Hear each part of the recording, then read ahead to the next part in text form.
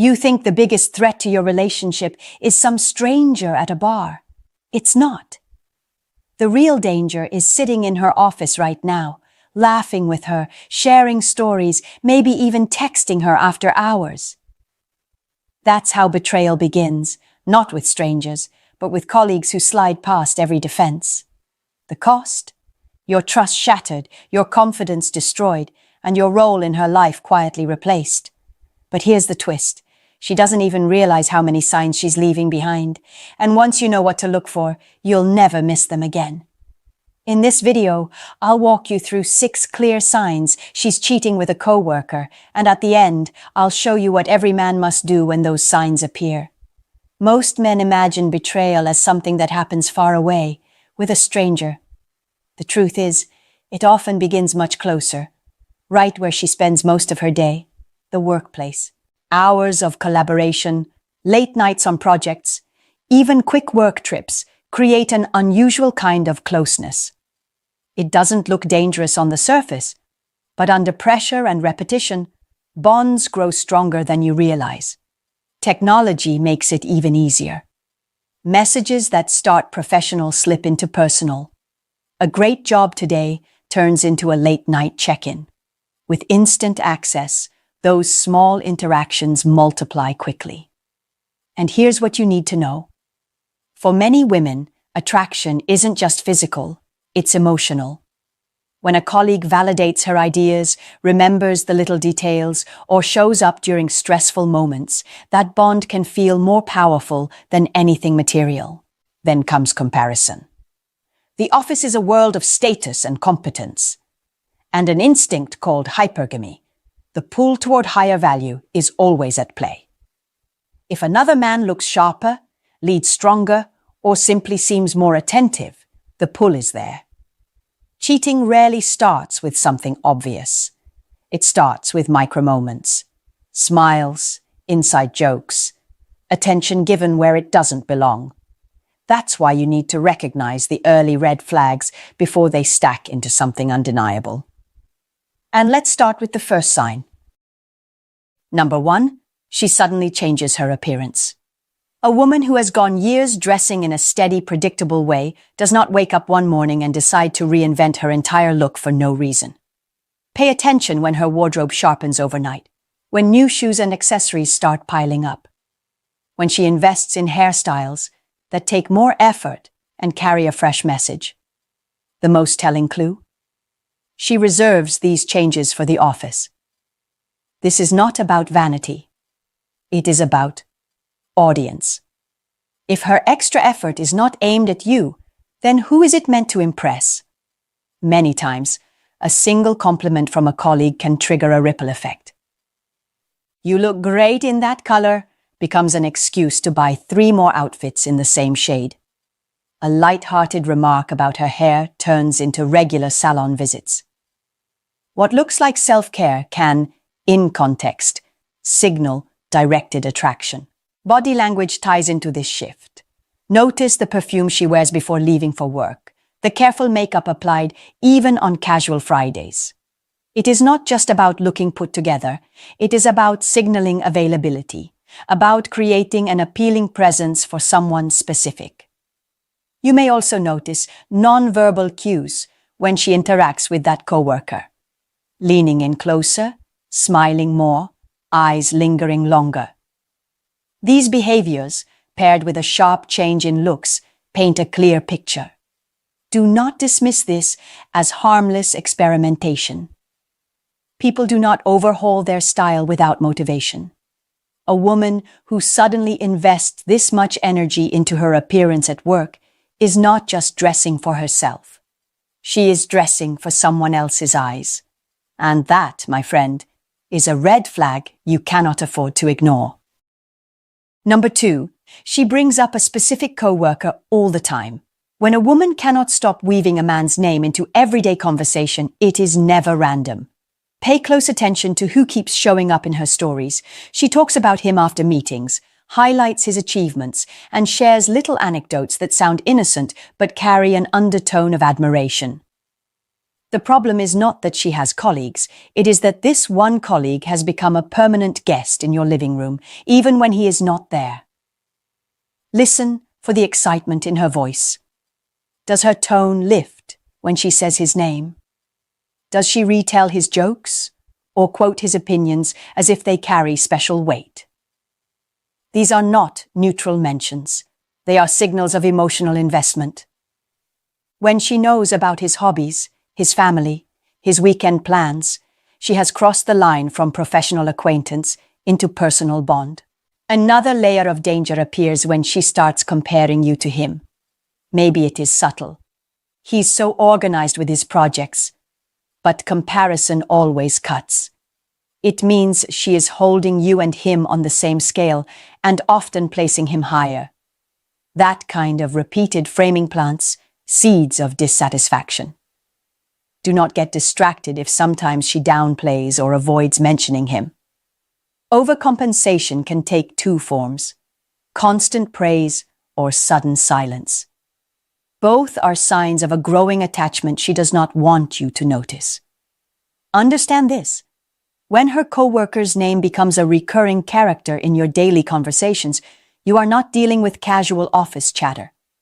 You are witnessing the rise of an emotional connection that could evolve into something much deeper. That pattern alone should jolt you awake. Number 3, her schedule starts to change in ways that don't add up. A stable routine is one of the easiest patterns to track. That is why sudden shifts stand out. When she begins staying late at the office more often, when unexpected meetings appear out of nowhere, or when business trips suddenly increase without clear explanation, you need to question the story you are being fed. Men often rationalize this. They tell themselves, she's just working hard, or her company is demanding. But ask yourself, why now? Why the sudden urgency after years of predictable hours? Why the vague explanations when pressed for details? Ambiguity is not an accident, it is cover. Look at how she frames these changes. Does she throw out generic excuses like a project deadline without naming specifics? Does she dodge when you ask where the event is held, who is involved, or why she wasn't told earlier? These are not slips. They are strategies to keep you at arm's length. Also notice the way technology slips into her schedule. Late-night messages, calls she takes in another room. A phone that used to be left on the table now travels everywhere with her. None of these behaviors exist in isolation, but together they sketch a pattern. Her time is being redirected. And where time goes, attention follows. Do not underestimate the meaning of absence. When her routine no longer belongs to both of you, but becomes a private orbit you cannot access, you're not just dealing with busyness, you are dealing with distance. And distance, in relationships, is the first symptom of betrayal taking root. Number 4. Her secrecy grows stronger than ever before. Transparency in a relationship is simple. When there is nothing to hide, nothing needs to be protected. But when secrecy begins to expand, you are staring at a shift that cannot be ignored.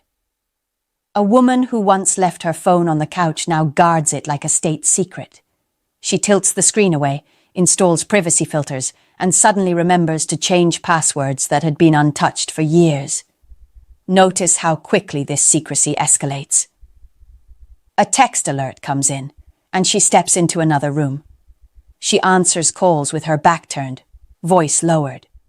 Social media interactions that once stayed public now vanish into deleted threads. The behavior is not about digital hygiene, it is about creating shadows where you cannot look. Defensiveness is another tell. Ask a simple question. Who was that? And the reaction is outsized. Irritation, accusations of jealousy, or a quick attempt to flip the script back on you.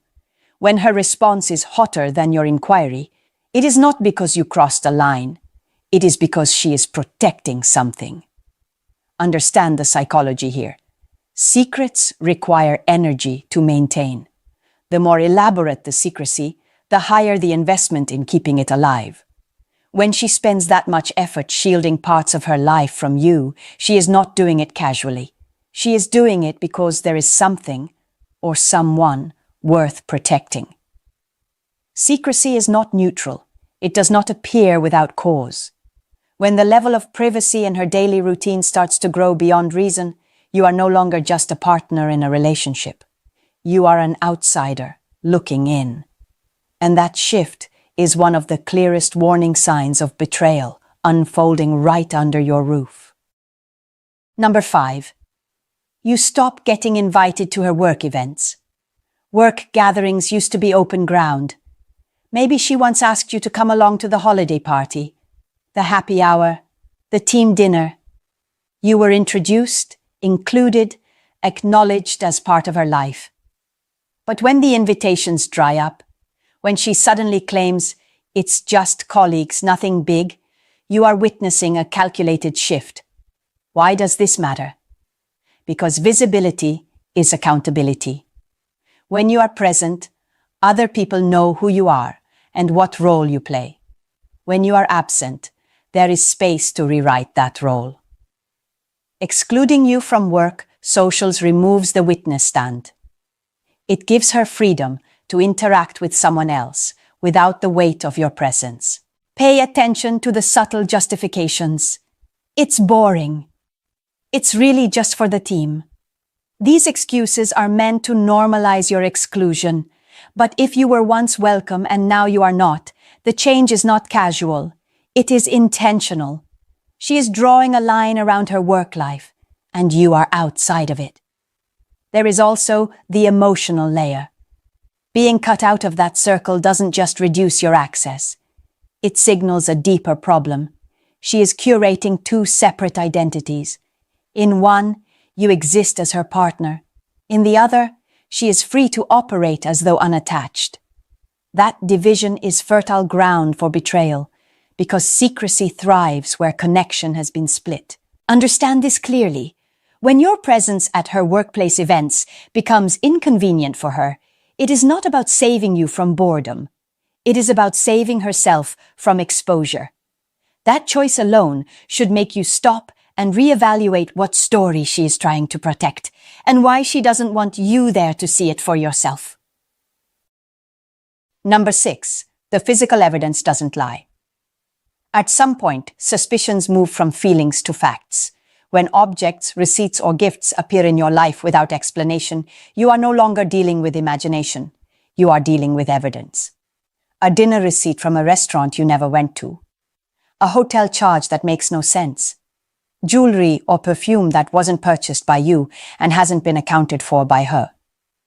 These are not harmless details. They are fragments of a hidden life. Understand the weight of physical clues. Unlike vague stories or shifting schedules, an item you can hold in your hand cannot be argued away so easily. That is why many women work hard to erase these traces, throwing out receipts, hiding gifts, or disguising them as work perks. When you do find something, it usually means there is more beneath the surface. Notice also the smaller signs: an unfamiliar jacket in her car, an extra phone charger that isn't hers, event tickets to places she never mentioned attending. Each one on its own could have an excuse, but patterns matter. When the pile grows, the story shrinks, and excuses cannot carry the weight of repeated evidence. Do not let her dismiss your awareness with words like "you're overthinking" or "that's nothing." Physical evidence is never nothing. It is the concrete residue of choices made out of your sight. And when you start seeing those residues, it means a boundary has already been crossed. The painful truth is this: you don't need to catch someone in the act to know betrayal has begun. The trail they leave behind tells its own story. And if you are willing to look at it honestly, that story will tell you more than her words ever will. What to do when the signs are in front of you. By now, you've seen how the patterns build. The changes in her appearance, her conversations, her schedule, her secrecy, her social world, and the physical evidence. Seeing these signs is one thing. Knowing what to do next is what separates men who crumble from men who reclaim control. The first step is to document what you notice. Not to play detective for the thrill, but to ground yourself in facts. Dates, times, receipts, conversations. Emotions can cloud judgment, records cut through the fog. When you confront, you want clarity, not chaos. Second, you must initiate a calm conversation. This is where most men lose control.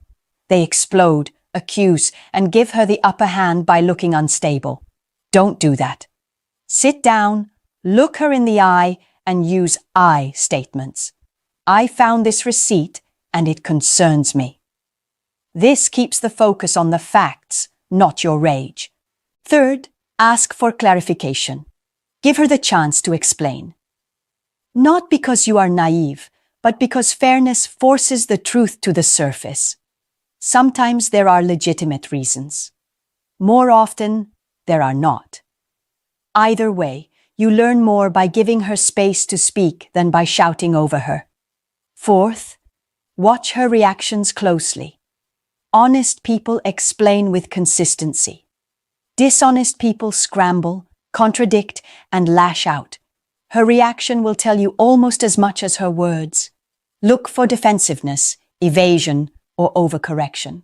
And be ready for the most common defense of all, gaslighting. Instead of answering your concern, she flips the spotlight back onto you. You're paranoid.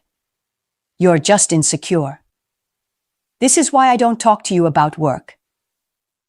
These phrases are not explanations, they're weapons. The goal is to make you doubt your own judgment so she can escape accountability. Recognize it for what it is. If her response attacks your character instead of addressing the evidence, you're not hearing honesty. You're witnessing manipulation. The worst mistake a man can make is to fall for this tactic and start apologizing for simply asking questions. Don't. Hold steady, stay calm, and keep the focus on the facts in front of you. Finally, set boundaries and expectations. This is where your strength shows. You cannot control her choices, but you can control what you will and will not accept. Make transparency non-negotiable. Make respect mandatory. If she chooses to betray those terms, then she chooses the consequences. Understand this. Confronting betrayal is not about salvaging her approval. It is about protecting your dignity. You are not powerless. You are not at her mercy. You hold the right to demand truth, to enforce standards, and to walk away if those standards are broken. The hardest step is not gathering evidence or asking questions. The hardest step is having the courage to see clearly and act decisively. If she is honest, you will know. If she is unfaithful, you will also know. What matters most is that you stand firm in the one place no one can shake, your own boundaries. You've now seen the full picture. The office isn't just a place where projects get done. It can be the silent breeding ground for betrayal. And when you look closely, the signs are there. Her sudden shift in appearance, the way she keeps bringing up a certain coworker, the late nights and vague excuses, the rise in secrecy, the shrinking of your place in her social circle, and finally, the undeniable trail of physical evidence. These are not coincidences. They are patterns, and patterns speak louder than words. If you've connected the dots, you know where this road leads. Pretending not to see it won't protect you. Looking the other way won't buy you peace. Denial is the most expensive mistake a man can make in his relationship, because every day you ignore the truth, you trade away your dignity. But here's the other side of the truth. You are not helpless. You are not a victim unless you decide to be. When you document what you see, when you confront with calm strength, when you give her the chance to explain but refuse to tolerate lies, you take back control. When you set firm boundaries and mean them, you make it clear. You value your time, your respect, and your future too much to let anyone gamble with them. Cheating does not start with dramatic moments. It starts with small cracks. And the man who pays attention to those cracks gains the power to choose his response before it's too late. That's the lesson here. Not fear, but awareness. Not weakness, but strength. If this message hit you hard, it's supposed to, because men wake up when the truth stings. And if you want more truths that will keep you sharp, protect your peace, and help you navigate relationships without losing yourself, subscribe now. Hit that like button. Share this with another man who needs to hear it, and drop a comment. Which sign do you think is the biggest red flag? The difference between betrayal breaking you or building you is simple. Stay blind, and you break. Stay awake, and you build. The choice is yours. Imagine this. She's texting you good night while another man is lying right next to her. Brutal? Yes, but in today's dating scene, it's more common than you think. The competition is invisible, but it's real, and it's happening whether you want to believe it or not. Most men ignore the early signs and end up blindsided, wondering how they missed the truth staring them in the face. Don't let that be you. In this video, I'm going to expose 5 signs she's seeing other people, and once you recognize them, you'll never have to question where you stand again. Here's what most men never realize. Women rarely reject directly. Instead, they sideline, they delay, they distract, they keep you guessing. It feels confusing, but it's not. It's intentional, and it's how they keep options open. The problem is, men want to believe the words instead of seeing the actions. That blindness is costly. But if you know how to read the patterns, everything becomes obvious, and you'll never waste time again. If you're ready to see what others ignore, hit like and subscribe right now. And I'm curious, what's the subtlest red flag you've ever picked up on? Share it in the comments.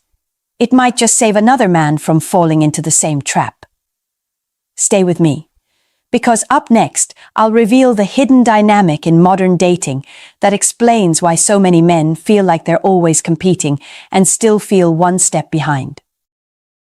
We live in an era where dating feels more like a marketplace than a connection. Swipe left, swipe right, an endless scroll of faces, each promising something better, shinier, more exciting. For women, this flood of attention can feel flattering. For men, it often feels like stepping into a crowded arena, competing against dozens of unseen rivals. You're not just talking to her, you're unknowingly up against every other man who slid into her messages that day. And that's where the tension begins. You start off strong, sending texts, making plans, investing energy. But slowly, a question creeps in. Am I the only one, or just one of many? That quiet uncertainty eats at you when she takes hours to respond, when she says she's busy, but her social media shows otherwise, when you feel like your effort is being weighed against a dozen other men. Imagine this. You're texting her consistently, doing everything right, yet it feels like waiting in line for a table that never opens up. You see other men being seated while you're stuck in limbo, wondering if your turn will ever come. That's the modern dating game, filled with false starts, endless distractions, and women who may not even realize they're spreading their attention too thin. The truth is, if you don't learn how to see the reality behind her actions, you'll end up wasting time, confidence, and emotional energy on someone who was never truly invested in you. So how do you cut through the noise and see the truth? Let's start with the first sign. Number 1. She avoids seeing you. This is one of the clearest signals a man can't afford to ignore. When a woman is genuinely interested, she'll carve out time for you, even in the middle of a packed schedule. When she wants to be with you, there are no excuses, no endless maybe next week messages. She'll find a way. But when she doesn't show up, when plans are postponed, rescheduled, or conveniently cancelled over and over again, that's not busyness, it's avoidance. And avoidance is often a cover for divided attention. She's keeping her schedule open for someone else. Think about it. A man who matters to her isn't put on hold.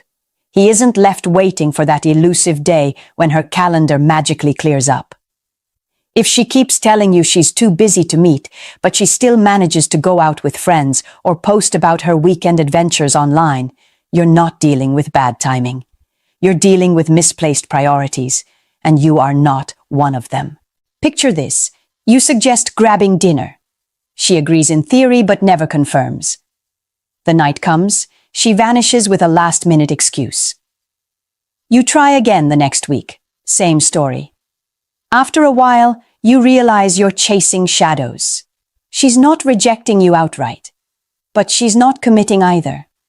That limbo is where countless men lose weeks, even months of their lives waiting for a woman who's already moved on emotionally. Here's the hard truth. If she really wanted to see you, nothing would stop her. She'd skip a night out, rearrange her schedule, or even sacrifice sleep just to spend time with you. That's what attraction does. It pulls people together. If you don't feel that pull from her, it's because she's being pulled elsewhere. This isn't about demanding all of her time. It's about recognizing whether she values any of it enough to give it to you. When she doesn't, you're left holding on to excuses instead of experiences. And that's the moment to ask yourself, if she's not showing up for me, who is she showing up for? But let's say you do manage to see her every now and then. The next question becomes just as important. Is your connection actually moving forward, or are you stuck in the same place? Number 2, there's no progress. Relationships, even in their earliest stages, are meant to move forward. The rhythm may vary. Some connections move quickly, others more slowly, but there's always a sense of growth. More conversations, deeper intimacy, introductions to her world. When that growth is missing, when everything feels stalled in place, it's a sign you may not be the only one she's seeing. Think about the pattern. You talk, you text, maybe you've gone on a couple of dates. But weeks pass and nothing changes. You're not meeting her friends. You're not invited into her life. There's no hint of a future, no movement toward exclusivity. You're locked in a holding pattern, circling the same airspace with no permission to land. Why does this happen? Often it's because she's keeping her options open. She's not ready to cut ties with other men because she's still evaluating. You're not the priority, you're part of the rotation. And that lack of commitment shows up as stagnation in your connection. Here's the psychological truth. When a woman sees you as someone she wants long-term, she starts weaving you into her reality. She'll drop hints about the future. She'll introduce you to the people close to her. She'll let you in on parts of her life she doesn't share with just anyone. If none of that is happening after weeks or months, she's not seeing you as her future. She's keeping you as an option. Imagine putting in effort, paying attention, showing consistency, yet months later you realize you're in the exact same place as day one. No forward motion, no deeper bond. That's not bad luck, it's by design. She doesn't want to move forward with you because she's still moving forward with others. The most painful part? A man can waste enormous amounts of energy here, thinking if he just tries harder, if he just proves himself more, things will change. But they don't. Because progress isn't something you can force. It's something she must want with you. Remember this. A woman who sees you in her future will start weaving you into her present. If she's not doing that, then the writing is already on the wall. And when progress stalls, something else always creeps in. Distance. Number 3. She becomes distant. Closeness doesn't just vanish without a reason. When a woman is genuinely drawn to you, her warmth shows in the way she texts, the tone of her voice, the excitement in her eyes when you meet. But when that warmth suddenly cools, when her presence shifts from engaged to detached, it's rarely random. Something else, or someone else, has entered the picture. This is one of the most disorienting signs for men because it often happens without warning. One week, she's laughing at your jokes. sharing stories, making you feel like the connection is growing. The next, her messages shrink to one-word replies.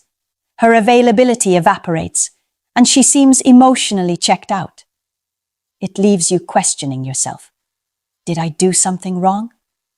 But the truth often lies elsewhere. Her attention has been redirected. Modern dating makes this shift even more likely.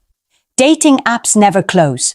Her phone is a constant stream of notifications and new options. A woman who once lit up when your name appeared on her screen may now be distracted by someone else's message.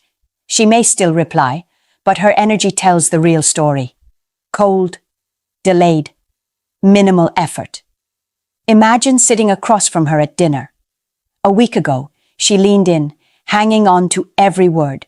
Tonight, she's scrolling through her phone, distant, uninterested.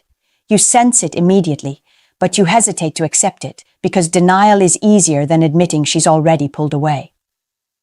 Here's the harsh truth. When a woman grows distant without explanation, it's because her emotions are being invested elsewhere. That doesn't always mean she's already with another man, but it does mean she's exploring that possibility, and you're slipping down her list of priorities. And this is where men often sabotage themselves. They respond to distance by chasing harder, texting more, trying to win her back. But that only confirms her decision, because genuine attraction doesn't need to be chased. When she's distant, the message is clear. She's no longer as invested in you. A woman's warmth doesn't fade without a reason. If she's pulling away from you, she's leaning towards someone else. And when that happens, you'll notice something even harsher. You're no longer the priority. Number 4, you're just an option.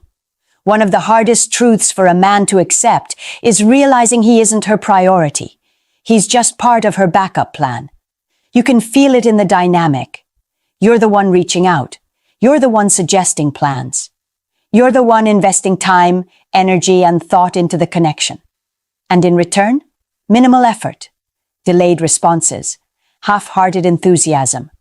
This imbalance is not accidental. It's a reflection of where you stand. A woman who's genuinely interested won't leave you carrying the weight of the connection alone. She'll meet you halfway, sometimes even more.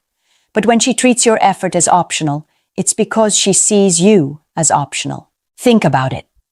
Do you find yourself checking your phone, waiting for her to initiate, only to realize she never does? Do plans only happen when you push for them? Does she vanish for days, then reappear just enough to keep you hooked? These are not signs of genuine interest. These are signs you've been placed on the bench while someone else is playing the main game. Psychologically, many women keep options around for attention, validation, or as emotional safety nets. It doesn't mean she's malicious. It means she hasn't decided to choose you. And until she does, you'll always be competing with invisible rivals you can't see. Here's the painful cost. When you stay in this dynamic, you start draining yourself. You pour energy into someone who gives you crumbs in return. Over time, your confidence erodes. You begin questioning your worth, thinking maybe if you just do more, she'll finally see you. But that day never comes, because you were never positioned as the priority. The truth is simple. If you feel like an option, it's because you are one. And no man who respects himself should tolerate that role. This isn't about arrogance, it's about boundaries. When a woman treats you like a side choice, the strongest move you can make is to pull back. Stop auditioning for a spot in her life. The moment you do, you'll see clearly that her lack of investment wasn't about you. It was about her decision to keep you in reserve. And the cruelest part? When you're stuck as just an option, you'll always feel confused. Number 5. Confusion equals clarity. Here's a reality most men avoid facing. If you constantly feel confused about where you stand with her, then the answer is already clear. You don't stand anywhere that matters. A woman who values you won't leave you guessing. She'll make it obvious through her actions, her consistency, and the way she integrates you into her life. The uncertainty you feel isn't a puzzle to solve. It's the message itself. Think about how different it feels when someone is truly invested. You don't need to overanalyze every text. You don't wonder if she'll cancel last minute. You don't question whether she sees you as important because she shows it. Her attention, her effort, her time, they remove the confusion. The opposite is just as telling. If you're stuck in constant doubt, that's not bad communication. That's her lack of commitment. Picture a man who spends 6 months in a limbo relationship. They talk, they go out occasionally, but he never knows where he stands. He's told, "Not yet," or "I'm not ready," over and over again. Then one day he discovers she's been dating someone else the entire time. The confusion wasn't an accident. It was the cover story for her indecision. And he wasted half a year of his life waiting for clarity that never came. Here's the painful truth. Real interest doesn't create chaos. It creates certainty. If you have to ask, what are we? The answer is already not much. If you lie awake at night, wondering whether she sees a future with you, the answer is probably no. And men pay a heavy price for ignoring this. They lose time, months or even years locked in cycles of mixed signals. They lose confidence, thinking maybe they're not good enough, when the issue is her lack of choice, not their lack of value. And worst of all, they lose opportunities with women who would actually prioritize them, because they're stuck waiting for crumbs of attention from someone who won't. Remember this. Confusion is not a stage in building a healthy relationship. Confusion is the answer. If you're confused, she's not committed. Period. So what should a man do when he sees these signs? That's where the real shift happens. When you strip everything down, it comes to one undeniable reality. Actions always speak louder than words. A woman can tell you she's busy. She can tell you she's interested. She can tell you to be patient. But if her actions don't match her words, that contradiction is the only truth you need. This is where so many men fall into the trap. They cling to what she says, while ignoring what she does. They hold on to promises, excuses, or sweet talk, hoping it means something. But hope is not a strategy. Observing her behavior is. If she doesn't show up, if she doesn't make room for you, if she doesn't invest, then you already have your answer. And that answer demands a response from you. Because the real question isn't, is she seeing someone else? The real question is, why are you tolerating behavior that tells you she's not choosing you? Here's how a man reclaims control. First, stop chasing women who don't prioritize you. The more you pursue someone who treats you like an afterthought, the less respect she has for you. Second, pull back your energy. Invest it where it's valued, not where it's drained. A woman who's serious won't need constant reminders of your worth. She'll recognize it immediately. Third, reclaim your time and self-respect. Every hour wasted on someone who doesn't choose you is an hour stolen from building your confidence, your goals, and your future. The truth is sharp, but freeing. The moment you stop tolerating confusion, you become unstoppable. You stop living in reaction to her mood swings and mixed signals, and you start living from a place of clarity and strength. And that's the shift that changes everything. You're no longer the man begging for attention. You're the man who recognizes his value and refuses to settle for less. And that leads us to the final message. You've now seen the 5 undeniable signs that she's likely seeing other people. She avoids spending time with you. Your connection doesn't progress. Her warmth turns to distance. You're treated like an option instead of a priority. And worst of all, you're left in a fog of confusion. Each of these signs tells the same story. You're not at the center of her focus. And here's the truth that most men don't want to face. When a woman really wants you, You don't have to decode signals. You don't have to second-guess her words or chase for scraps of attention. She makes it known. She invests. She prioritizes. Anything less is not interest. It's distraction. The message is clear. If she leaves you feeling uncertain, then you are not her choice. And if you're not her choice, it's time to make yourself the choice. Stop waiting. Stop negotiating for scraps of time and attention. Start reclaiming your power by walking away from anyone who can't give you the clarity and respect you deserve. The strongest men are not the ones who convince every woman to stay. They're the ones who know when to leave. They don't beg to be chosen. They choose themselves first. And that's exactly what makes them magnetic to the right kind of woman. So if these signs opened your eyes, don't just let this be another video you watch and forget. Act on it. Shift your mindset. Protect your time, your confidence, and your energy. And if you found value here, take the next step. Hit subscribe, drop a comment, and share this with a man who needs to hear it. Because knowledge alone isn't power. Applied knowledge is. And the moment you apply it, you stop being the man who waits to be chosen, and you become the man who chooses. You could be lying next to a woman every night and not realize she's already gone. She smiles. She says goodnight. She shares your table. But her mind is elsewhere. The scariest part? She won't tell you directly. She'll drop tiny phrases, soft words that sound harmless, but are really her way of pulling away while keeping you blind. And while you wait, hoping it's just a phase, you're losing respect, losing dignity, and losing your place in her life. I'm about to walk you through the 7 phrases women use when they're already leaving you, without admitting it. Once you know them, you'll stop being blindsided and start seeing the truth for what it is.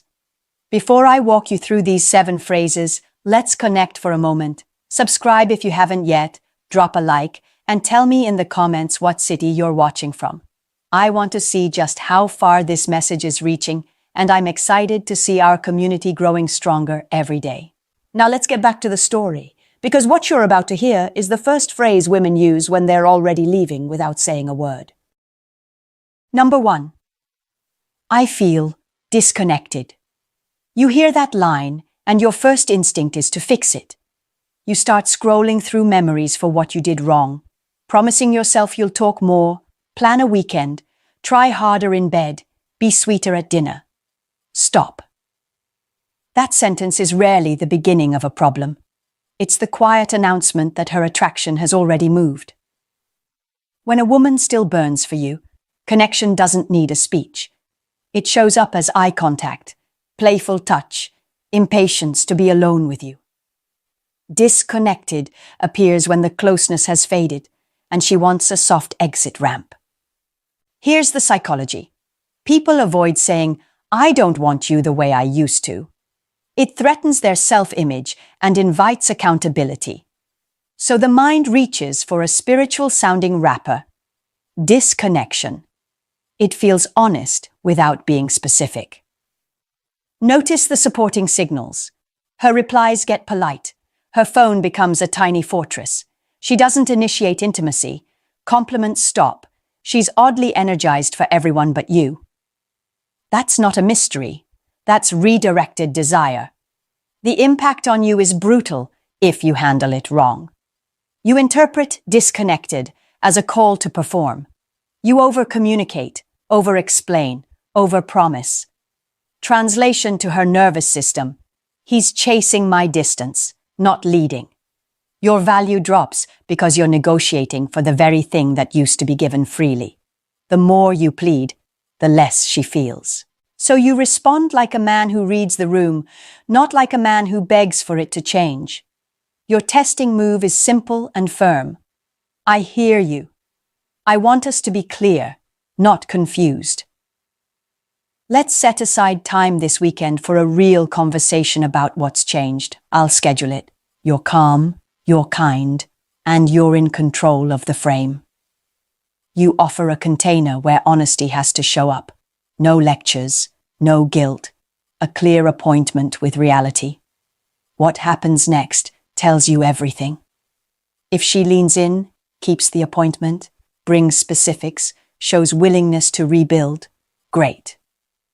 Now you can co-create a plan. Transparency with devices, genuine effort toward intimacy, shared routines that relight attraction. But if she dodges, postpones, or returns with vague poetry, I just need to feel more aligned, read the verdict. Avoidance is an answer. Misdirection is an answer. A woman who wants you will risk discomfort to keep you.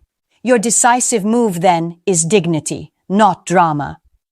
If we can't have clarity, I won't live in confusion. I'm stepping back.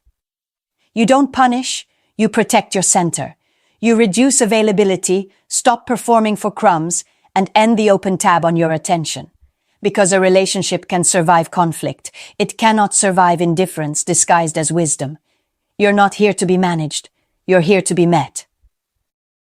Number 2, I need time for myself. At first, that phrase sounds reasonable. We all need space.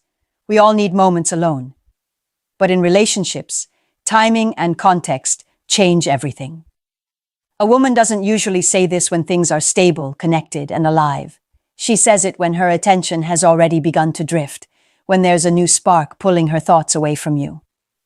Time for myself often isn't about meditation retreats or self-discovery. It's about emotional freedom to explore without accountability. Here's the psychology. Human beings hate to admit betrayal outright, so the mind dresses it up. Instead of, I want distance because someone else excites me, she frames it as, I need space to find myself. This softens the guilt and makes her sound noble, even spiritual. Meanwhile, you're left thinking you should be patient, supportive, the understanding partner. But what's really happening is she's asking for freedom with a safety net. She wants to hold on to your loyalty while testing the thrill of disloyalty. The impact on you is dangerous if you misinterpret it. Too many men nod along. Of course, take all the time you need. I'll wait. That isn't love. That's self-abandonment. You become a placeholder, a backup plan, a man in suspension while she auditions a new life. The more you tolerate this fog, the less respect she has for you. Because the truth is simple. Desire doesn't ask for permission. If she wanted you, she wouldn't need time. She would need you. So how do you respond without falling into desperation? You use the testing strategy. Calmly, without sarcasm, you say, I respect your need for space. But I need clarity. Does this time mean we're still moving forward together, or does it mean you've already checked out? Be honest so I know how to act. That statement shows strength. You're not forbidding her, but you're also not blind. You're requiring definition. It's a boundary disguised as a question. Now watch carefully. If she engages honestly, if she defines what she wants and demonstrates effort to keep you close, then maybe there's a path to rebuild. But if she stays vague, I don't know, I just need to think. Recognize that vagueness is the answer. The fog is her cover. A woman invested in you doesn't hide behind smoke. She steps into the fire with you. And if the avoidance continues, here's your decisive move. You don't wait, you don't beg, you don't play the obedient man on standby. You say, if this time means uncertainty, then I choose certainty. I won't stay in limbo. Then step back with composure. That is not cruelty, it's clarity. Because the man who tolerates endless me time slowly loses his own time, his dignity, and eventually his soul. Number 3, not everything has to be physical. On the surface, that line sounds wise. It carries a calm, almost spiritual tone. And of course, intimacy isn't the only measure of love. But here's the catch. When attraction is alive, no one needs to explain it. Desire flows naturally. Touches happen. Closeness feels effortless. Kisses are spontaneous. The moment she starts announcing that not everything has to be physical, it usually means something has already shifted. She's rationalizing the absence of desire. Psychologically, This is a shield. Saying it allows her to reduce the importance of closeness without admitting where her attention is going. It reframes you as the needy one, the shallow one, while she plays the enlightened role. Meanwhile, her body language tells the real story. Short hugs, quick kisses, avoidance of intimacy, excuses about fatigue or stress. Her desire isn't gone. It's just not directed at you anymore. That's the hard truth most men refuse to face. The impact on you can be devastating. You start questioning yourself. Am I being too demanding? Am I insensitive? You stop initiating because you don't want to appear pushy. Slowly, you settle into the role of roommate instead of lover. And once that shift cements, you're not her man anymore. You're her provider, her friend, her safe background noise. All while someone else is awakening the very fire she denies exists. So how do you cut through the fog? You test without aggression. You say, I agree, not everything has to be physical. But intimacy is an essential part of our bond. I want to know, do you still want that closeness with me? Direct, calm, unflinching. You're not begging for validation.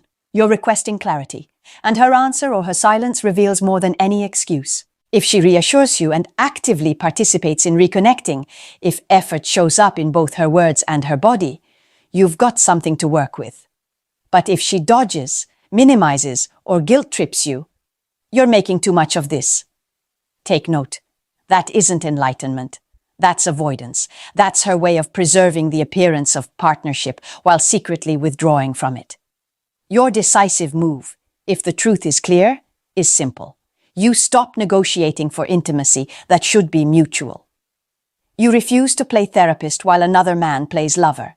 You say, if desire isn't here, I won't pretend it is. And then you act accordingly, by stepping back, reclaiming your self-worth, and refusing to live as a shadow of the man you once were. Because a bond without closeness isn't noble. It's empty. And an empty bond will eat you alive if you keep feeding it with denial. Number 4. You've changed too. This one is sly because it sounds fair. Relationships do involve change. But when she drops this line in the middle of distance and fading desire, it's not about fairness, it's about balance of guilt. She's laying down an alibi. If you ever confront her about pulling away, about talking to someone else, about her coldness, she already has a ready-made defense. Well, you changed first. It shifts the spotlight from her choices to your supposed failures. Here's the psychology at play. When someone feels trapped between who they appear to be and what they secretly want, they invent a narrative that makes them the victim. Blame is the quickest way to justify betrayal. By telling you, you've changed, she creates a script where she is reacting, not acting. It allows her to disconnect with less shame. It also plants a seed in your mind that maybe her distance is your fault. And once you buy into that, she's free to keep detaching without resistance. The impact on you is corrosive. Instead of standing firm, you begin apologizing for things you didn't even do. You replay your routines, your habits, your tone of voice, wondering where you slipped. You bend over backward, trying to prove you're still the man she fell for. But the tragedy is this. The more you try to prove it, the more she feels confirmed that you've indeed lost your edge. You become a defendant in a court, where the verdict was written long before the trial began. So how do you turn this around? You test with strength. Look her in the eye and say, yes, I have changed. Now tell me exactly what you mean. What have you noticed? That response does two things. First, it disarms the vague accusation. Second, it puts the responsibility on her to provide evidence instead of throwing smoke. A partner invested in truth will get specific. She'll bring up habits, patterns, moments that can be discussed. But someone hiding behind manipulation will stay foggy, repeating the same line without substance. Now, if she dodges, I can't explain. It's just a feeling. That's your answer. She doesn't want clarity. She wants cover. And when cover becomes the theme, the relationship isn't about connection anymore. It's about her building an exit ramp while keeping her conscience intact. Your decisive move is to reclaim the frame. Yes, I've changed. I no longer tolerate vague blame. I don't play the guilty man when I've done nothing wrong. That statement flips the script. You're not the defendant. You're the judge of your own dignity. And once you refuse to carry false guilt, you step out of her emotional trap. Because the moment you stop accepting accusations without proof, you stop being her excuse, and you start being your own man again. Number 5. I don't want to talk right now, I'm tired.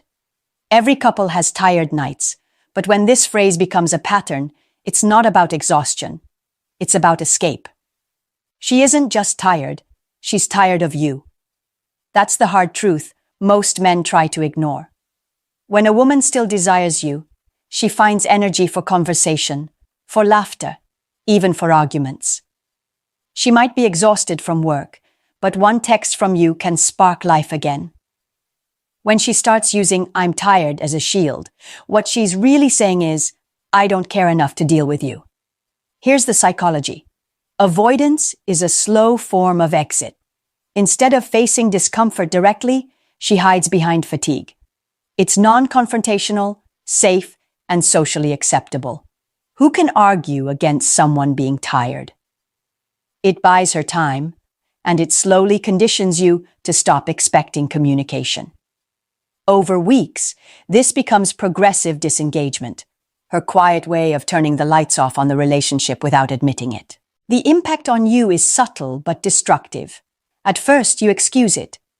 She had a hard day, let her rest. Then you excuse it again. Before long, every meaningful conversation is postponed. You start to feel invisible. Your concerns shrink because you don't want to be pushy. The relationship slips into silence, and you end up living beside someone who no longer engages with you at all. And here's the kicker. Her energy isn't gone, it's redirected. She has energy to text someone else at midnight, but not to hear you out at 9 p.m. So what's the move? You don't throw a tantrum and you don't roll over either. You test. You say, all right, rest tonight. But we need to sit down this weekend for a serious talk about the distance between us. I'll set the time. That line communicates two things: empathy and authority. You're not heartless, but you're also not a fool. You create a deadline for honesty, and you claim the role of the one steering the ship. Now, if she agrees and actually shows up for that talk, you'll know whether there's effort left. If she brings specifics, if she opens up, maybe the bond can be salvaged. But if she dodges again, cancels, or keeps pushing the talk into a vague future, the message is crystal clear. She's not interested in rebuilding. She just wants to avoid responsibility while you wither away. Your decisive move then is firm. If the conversations that matter never happen, then this relationship doesn't matter either. You don't have to shout. You don't have to beg. You simply stop investing in a dynamic where silence is the new intimacy. Because a man who keeps tolerating "I'm tired" as a permanent excuse doesn't just lose his partner, he loses himself.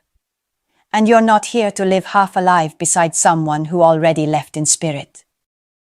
Number 6. I don't know what's going on with you. This one sounds innocent, even playful. She says it with a tilted head, maybe a small laugh, as if she's confused by your presence. But don't be fooled. This phrase is rarely about genuine confusion. It's a maneuver. It flips the script and puts you on the defensive. Suddenly, you're the mystery, the unpredictable one, while she sits in the position of observer. It feels flattering in the moment, but underneath, it's an emotional trap. Psychologically, this is a projection tactic. She knows exactly what's going on. Her desire is fading, her attention is wandering, her energy is moving elsewhere. But admitting that would require honesty and accountability. So instead, she disguises it as curiosity about you. By saying she doesn't understand what's happening with you, She places the responsibility and the tension on your shoulders. Now you feel pressure to explain yourself, to perform clarity, to prove you're not the one making things strange. The impact on you is subtle but powerful. You get hooked by the ambiguity. You wonder if she's seeing something you can't. You start analyzing yourself, trying to adjust to a criticism that was never concrete. And in that loop, you lose your position as the leader of your own life. You stop being the man who decides, and you become the man who reacts. That shift alone can drain your confidence and make you easy to manipulate. So how do you handle it? You test, you don't take the bait. You respond with calm precision. I see things clearly. We're drifting apart. If you think otherwise, then let's sit down and define what's really happening. I don't play in the grey zone. That answer does two things. It asserts your clarity and challenges her to bring something real to the table. You're not confused, and you're not willing to be toyed with. If she meets you in that clarity, if she actually talks, brings details and shows she wants to rebuild, then maybe there's room to fix the bond. But if she keeps circling back to the same vagueness, if she dodges or laughs it off, understand this. She's not looking for truth. She's using haze to keep you on the hook while she feeds her energy elsewhere. Your decisive move is simple. You don't wrestle with fog. You say, if we can't have clarity, then I won't stay in confusion. Then you act on it by stepping back, reclaiming your time, and refusing to be cast as the problem when the problem is her lack of honesty. Because a real man doesn't waste himself decoding games. He demands straight talk, or he walks. Number 7. I love you, but I'm not in love with you. Out of all the lines, this one is the most polished. It's been rehearsed, recycled, and passed around in countless breakups. At first, it sounds gentle. She still loves you. She still cares. But look closer. It's an emotional execution wrapped in pretty paper. What she's really saying is, you're safe, you're familiar, but you no longer light me up. It's not affection. It's pity. And pity is not the soil where attraction grows. Here's the psychology. Human beings hate being the villain. This phrase allows her to leave while keeping her image intact. By splitting love into two categories, love as care and in love as passion, she creates a loophole.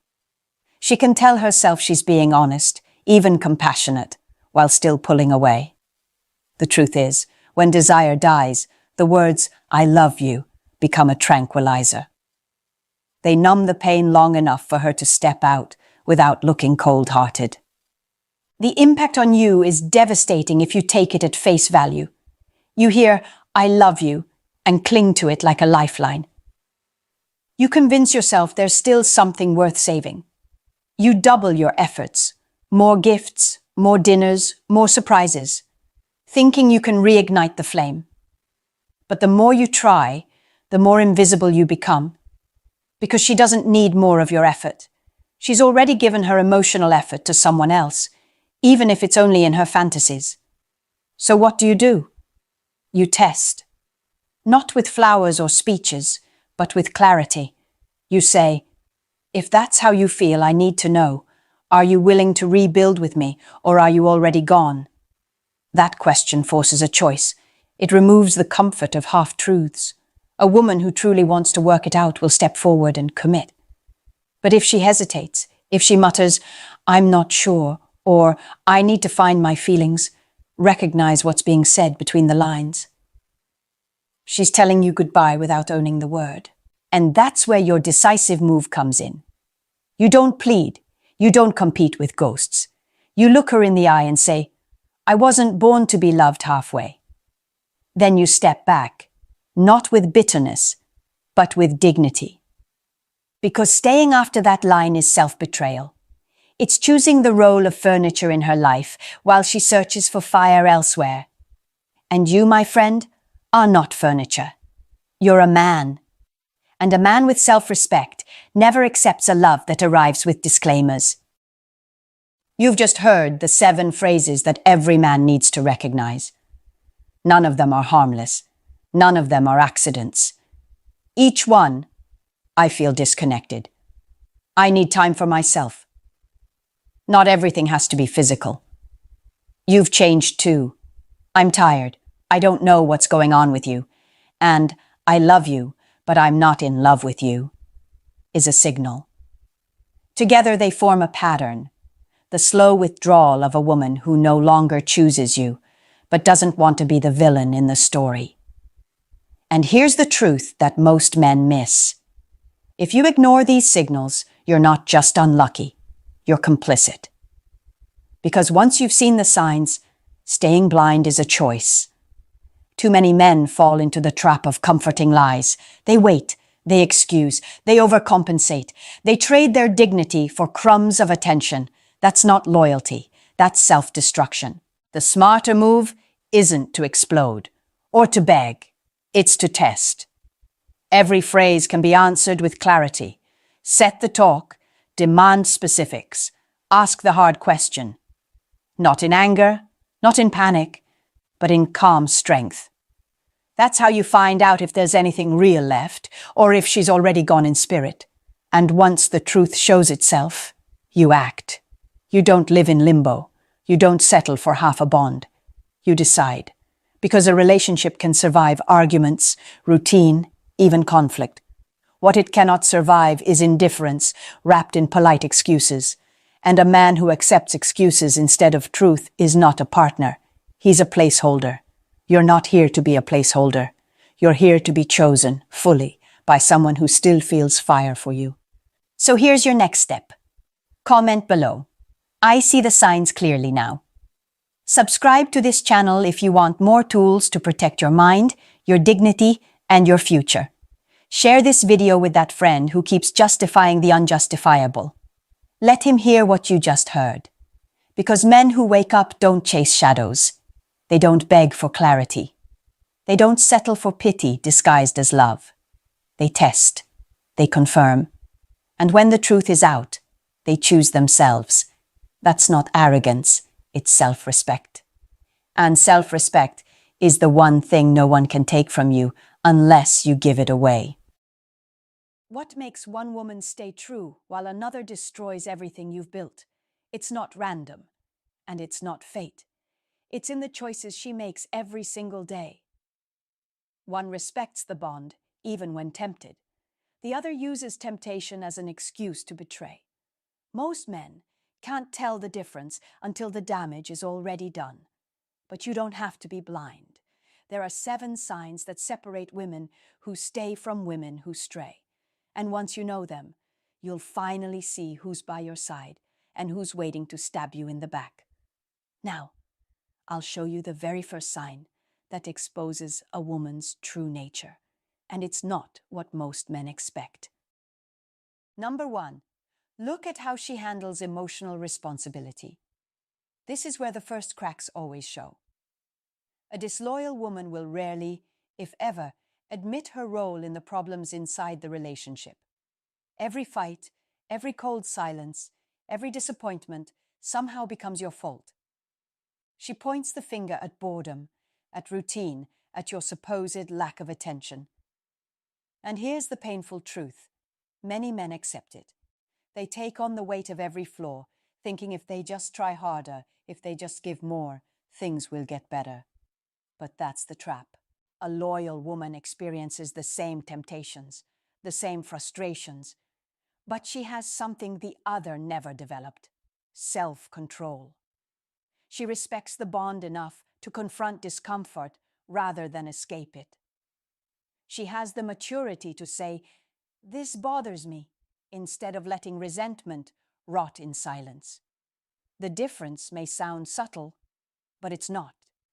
One woman shifts the blame, the other takes ownership. One destroys trust by refusing to face herself. The other builds respect by being honest. Imagine the pain of carrying a relationship on your shoulders while she walks free of responsibility. That invisible weight crushes a man's confidence. Over time, he stops trusting his own judgment, because every argument ends with him apologizing for things he didn't even do. That erosion is deadly to a man's self-respect. If you want to know who you're truly dealing with, stop listening to excuses and start watching how she responds when she's called out. Does she deflect or does she reflect? Does she twist the narrative or does she own her part? Emotional responsibility isn't just a detail. It's the root system of loyalty. A woman who refuses to hold herself accountable is already halfway out the door. You just haven't seen it yet. Number 2. Pay attention to how she handles closeness when things get uncomfortable. A woman who is not loyal doesn't break away overnight. She withdraws little by little. She goes cold in conversations, avoids eye contact, disappears for hours with vague excuses. She laughs with friends but falls silent with you.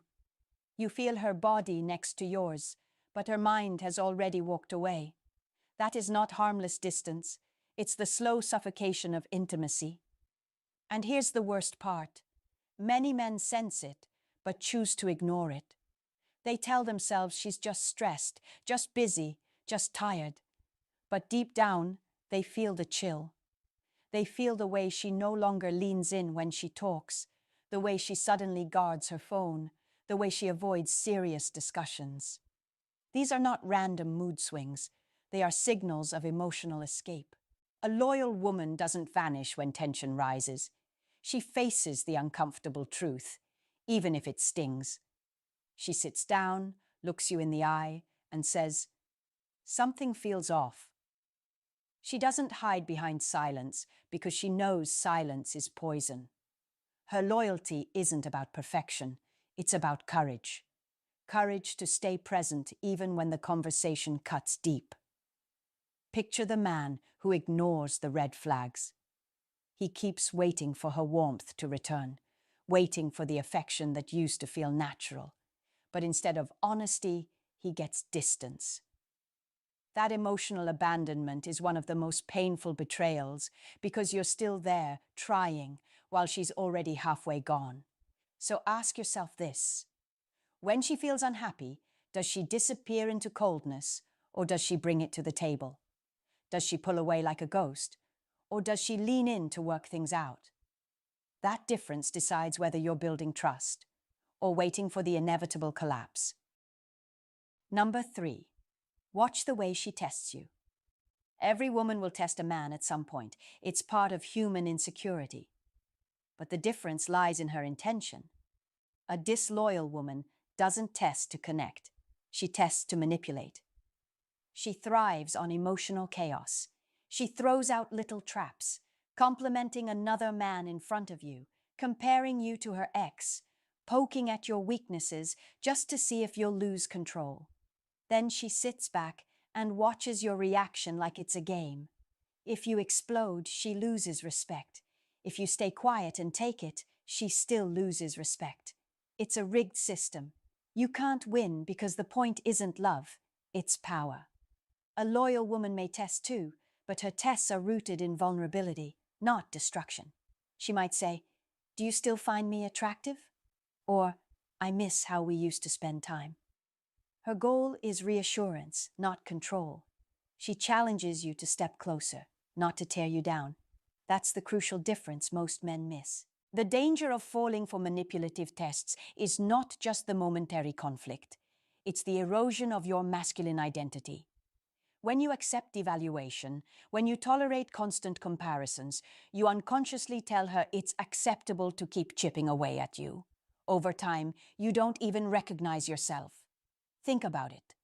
A woman who truly respects you will challenge you to grow, but never in a way that humiliates you.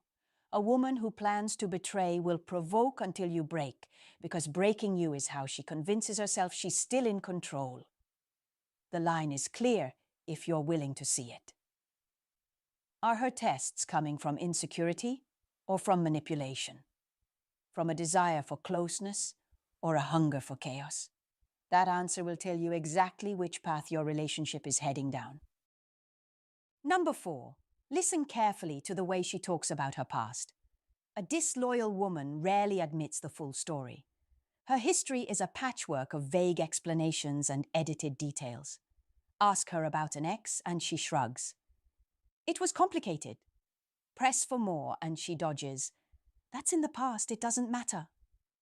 But here's the truth. It always matters, because patterns repeat. If she never faced her mistakes, she's likely to carry them straight into the next chapter. And guess what? That next chapter could be you. A loyal woman doesn't need to paint a perfect picture. She owns her scars. She can tell you where she went wrong, what she learned, and how she's different now. Her honesty might sting, but it's real.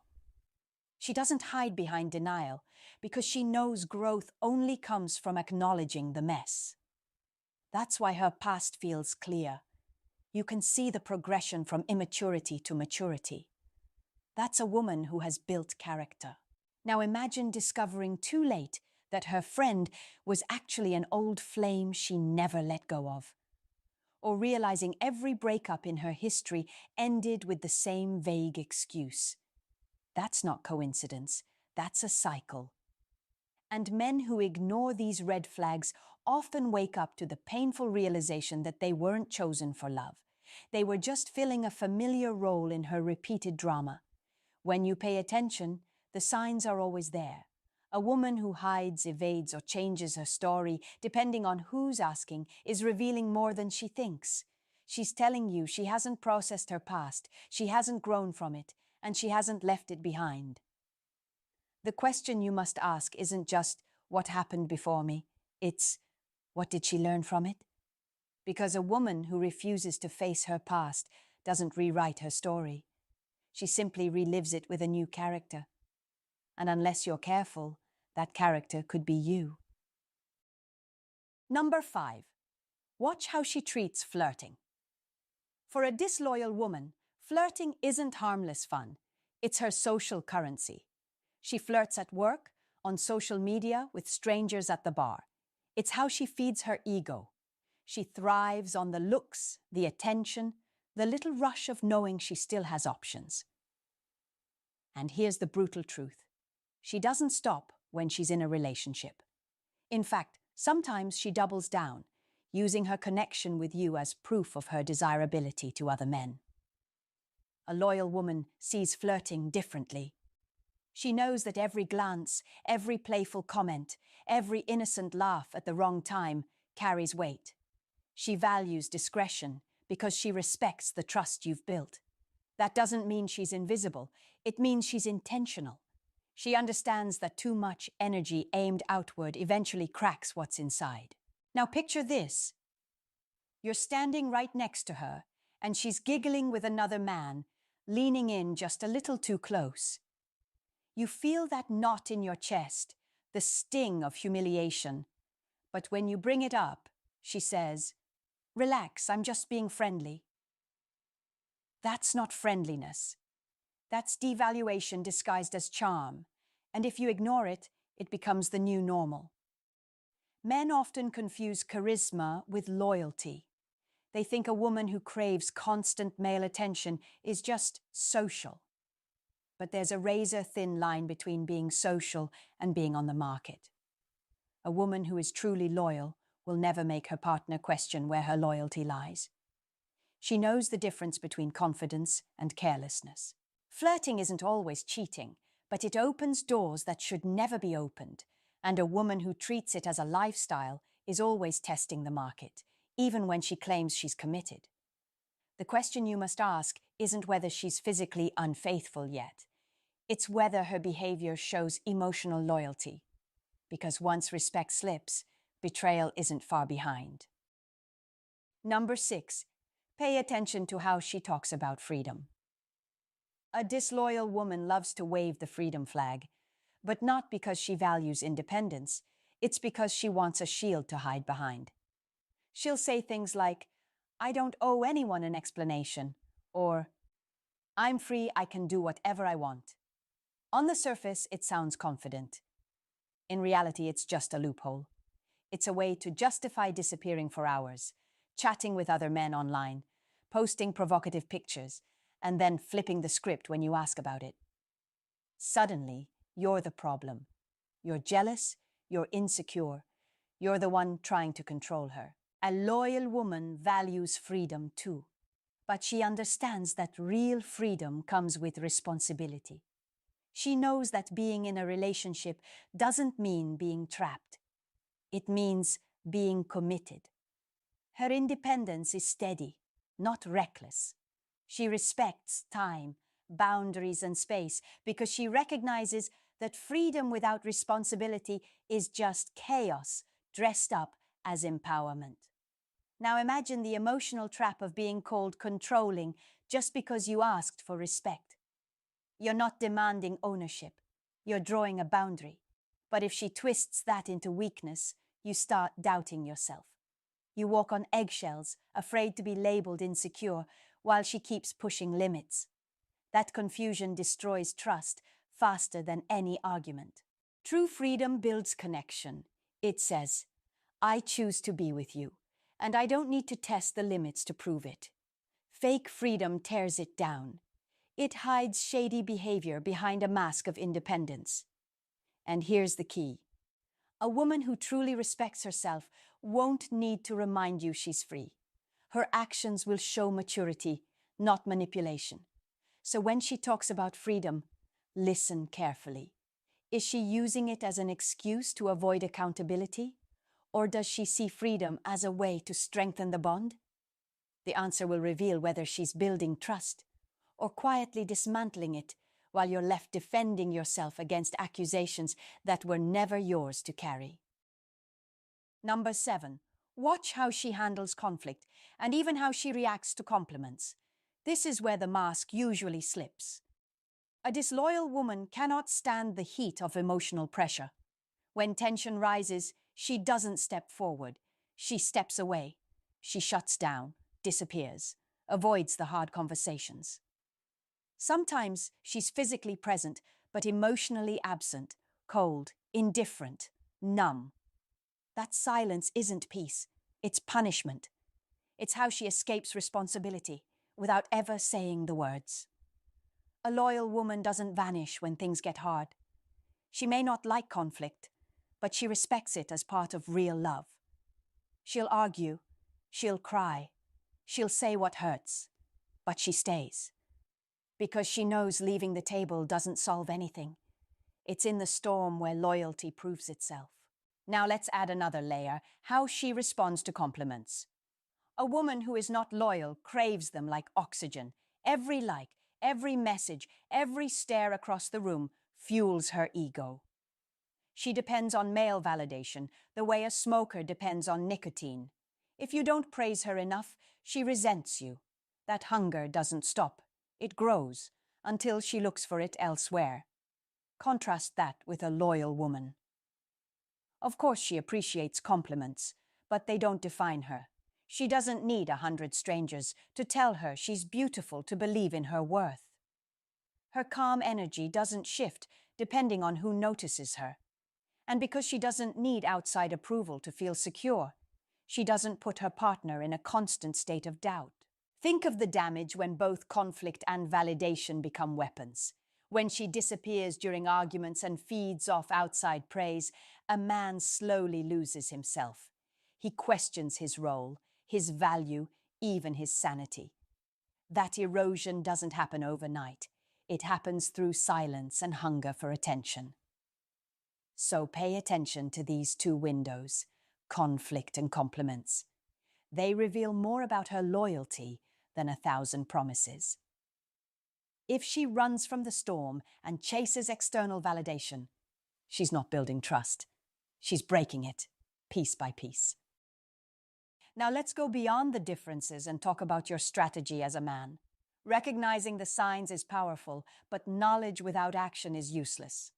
Too many men see the red flags, feel the distance, and still choose silence. They convince themselves it will change, that she'll come back around, that love alone will fix it. But silence doesn't protect you. It weakens you.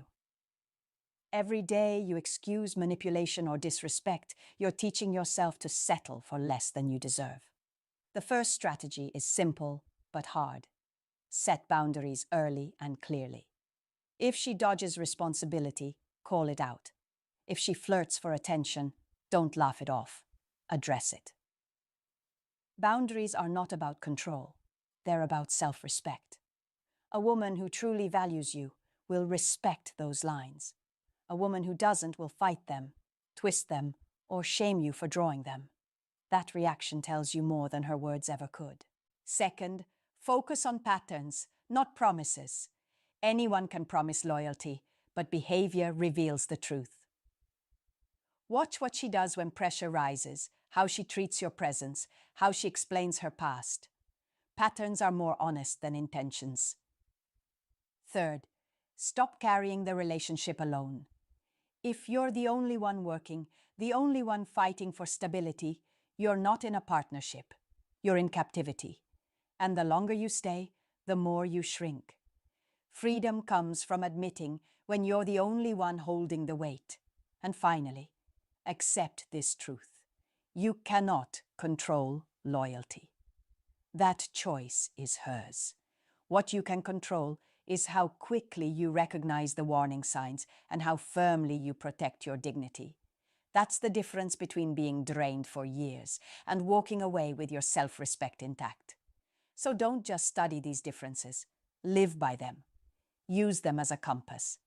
Because the man who protects his emotional space is the man who never has to beg for loyalty again. You've seen it clearly now. The differences between a woman who stays and a woman who strays aren't hidden in the shadows. They're in plain sight, written into how she handles responsibility, how she deals with distance, how she tests you, how she speaks about her past, how she flirts, how she defines freedom, and how she faces conflict. None of these are small details. They're the foundation on which loyalty or betrayal is built. The danger isn't that these signs don't exist. The danger is that most men refuse to see them until it's too late. They tell themselves it's just stress, or just a phase, or just part of love. But love without awareness is blind. And blindness in a relationship doesn't protect you. It traps you. Here's the truth. You can't stop a woman from making her choice. Loyalty can't be demanded.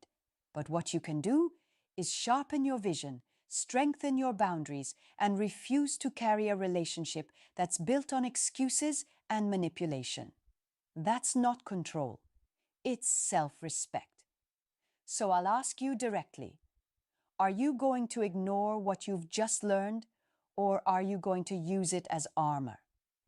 The difference between years of wasted time and a future of strength starts with that choice. If this video opened your eyes, don't keep it to yourself. Share it with another man who needs to wake up before it's too late. Hit the like button, subscribe, and drop a comment with the words, "Now I see clearly."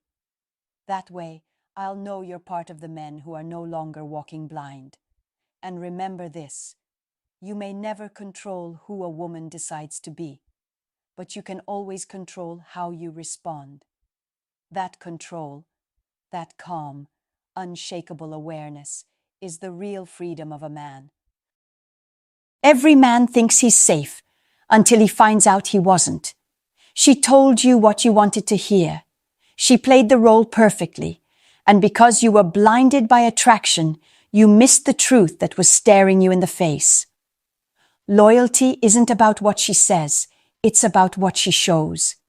Ignore that reality, and you'll join the long list of men who thought their situation was different. I don't want that for you. Stay with me, because I'm going to reveal 10 signs she'll never be a loyal woman.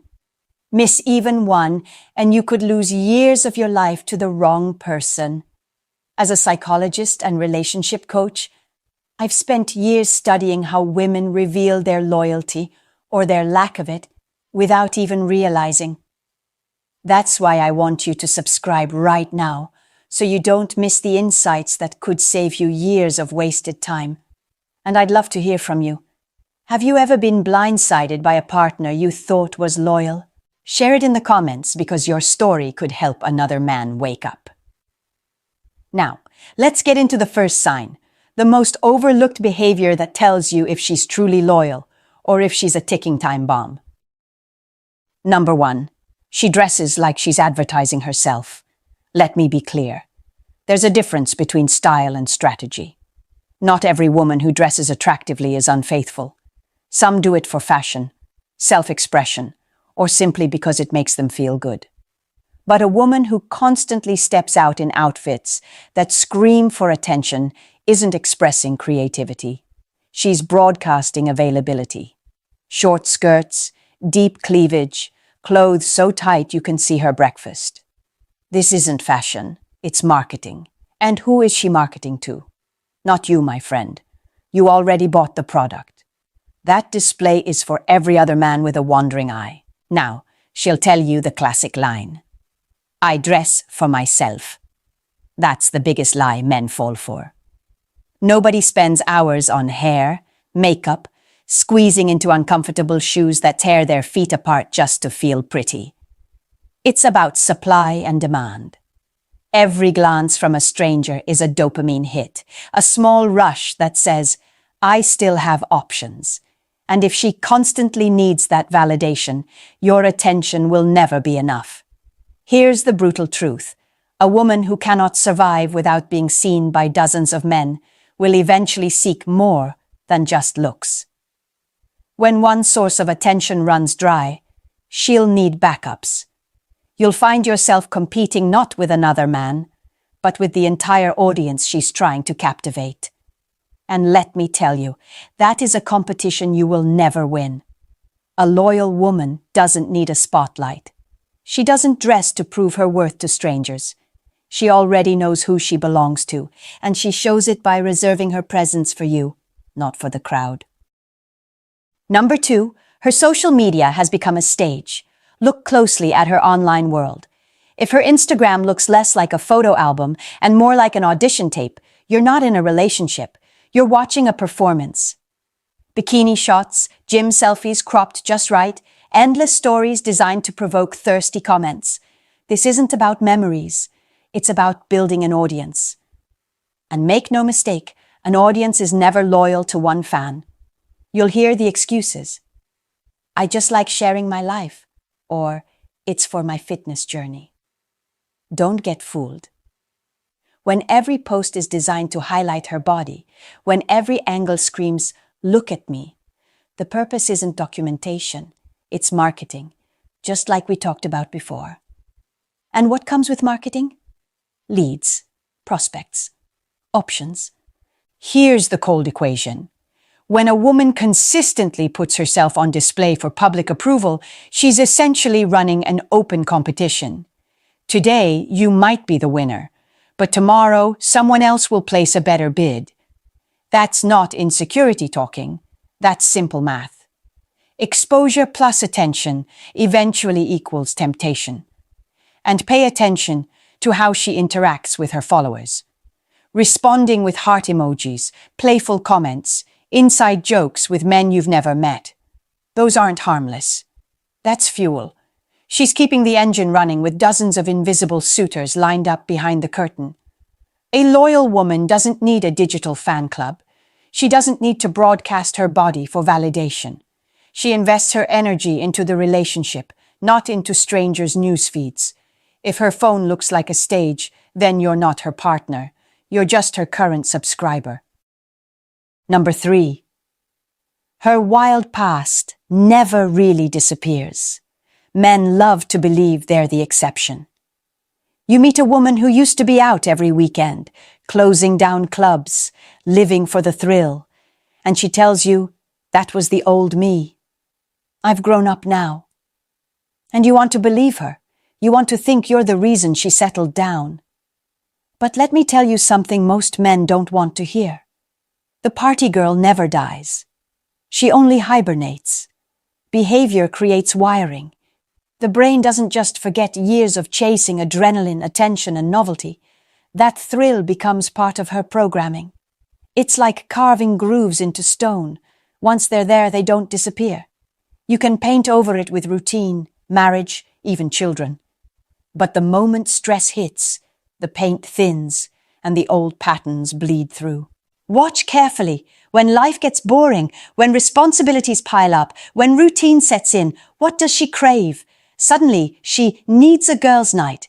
Suddenly, she's reconnecting with old party friends. Suddenly, she's talking about how she misses feeling young. That's not nostalgia. That's a relapse waiting to happen. Here's the truth most men ignore. You don't reform a thrill seeker with stability. You only delay the inevitable. And who represents the ultimate routine more than a long-term partner? You. Which means eventually she'll look for that missing spark outside of you. A loyal woman doesn't need the chaos of her past to feel alive. But if her history is full of chasing excitement, understand this. It isn't history. It's a sleeping pattern waiting to wake up. And when it does, you'll realize she was never really finished with that life. She was just on intermission. Number 4. She has more male friends than female friends. On the surface, it might look harmless. She says, "I just get along better with guys." And you nod, wanting to believe it. But deep down, you know something doesn't add up. Women understand women. If she can't maintain close female friendships, but somehow has a lineup of male companions, that's not coincidence, that's strategy. Here's the psychology. Men don't orbit around women for no reason. They're not there for long conversations about her favorite books. They're there because they're waiting for an opening. Every just friend is a potential replacement, a backup plan, an escape hatch she keeps warm in case things with you go cold. And she knows it, she enjoys it, she cultivates it. Notice the pattern. Her male friends comment on every photo, text her late at night, invite her places you're not included. That isn't friendship. That's a revolving door of suitors waiting for their turn. And by keeping those connections alive, she's essentially running what I call a loyalty prevention program. The truth is simple. Loyal women understand boundaries. They know that when you're in a committed relationship, most of those opposite-sex friendships fade away or transition into friendships you share as a couple. What they don't do is maintain a private roster of men cheering from the sidelines. If she has more male friends than female ones, you're not in a safe position. You're in a waiting room. And the men sitting around her aren't friends. They're candidates. Number 5. Every ex was the villain. Listen carefully to how she talks about her past relationships. If every single story ends the same way, he was abusive, he was a narcissist, he was the problem. You're not hearing her history, you're hearing her excuse for the future. Here's the psychology. Someone who refuses to take responsibility for failure never learns from it. And if she hasn't learned, she will repeat the same pattern. Only this time, you're the one cast in the role of the bad guy. It's already written into her script. When she cheats, when she disrespects you, when she moves on, it won't be her fault. It will be yours. She'll rewrite the story until you're the one who caused her pain, the one who didn't love her enough, the one who held her back. Sure, it's possible for someone to have 1 or 2 rough relationships. But when every ex is painted as a monster, the common denominator isn't the men, it's her. That's not bad luck. That's a refusal to face her own behavior. And here's what most men don't see. By rescuing a woman who always plays the victim, you're signing up to become her next villain. She doesn't need healing. She needs accountability.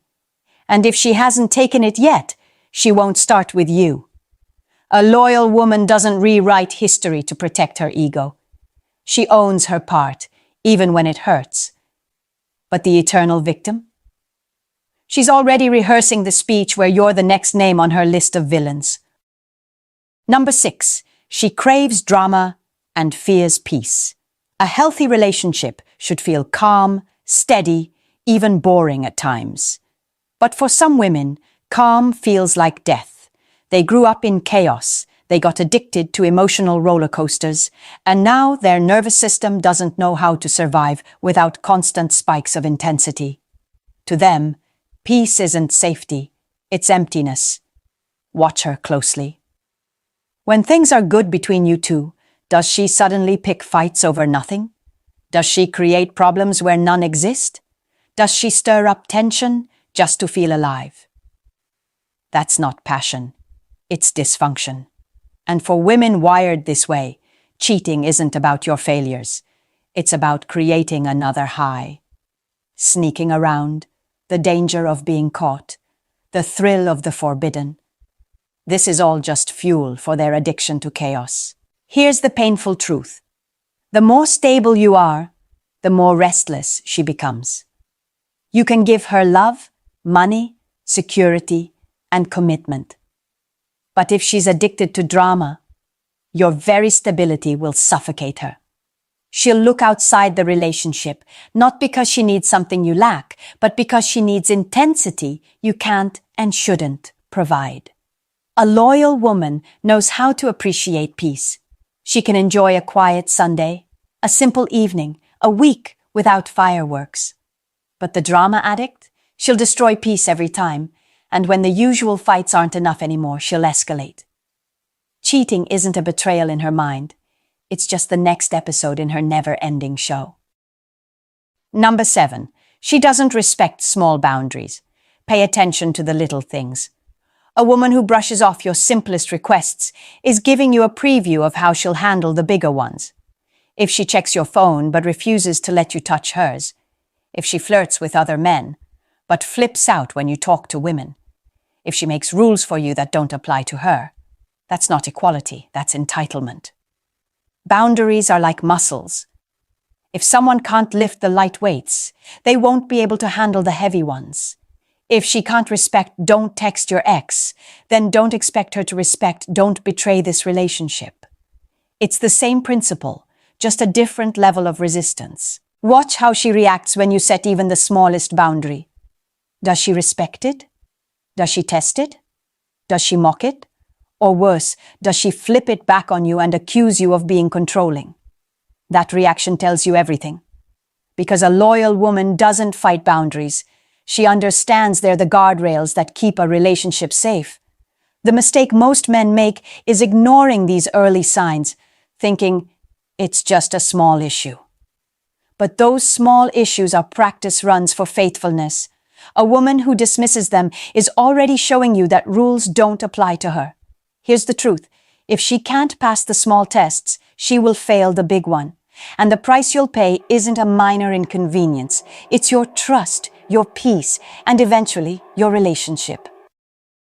Number 8. She moves too fast in love.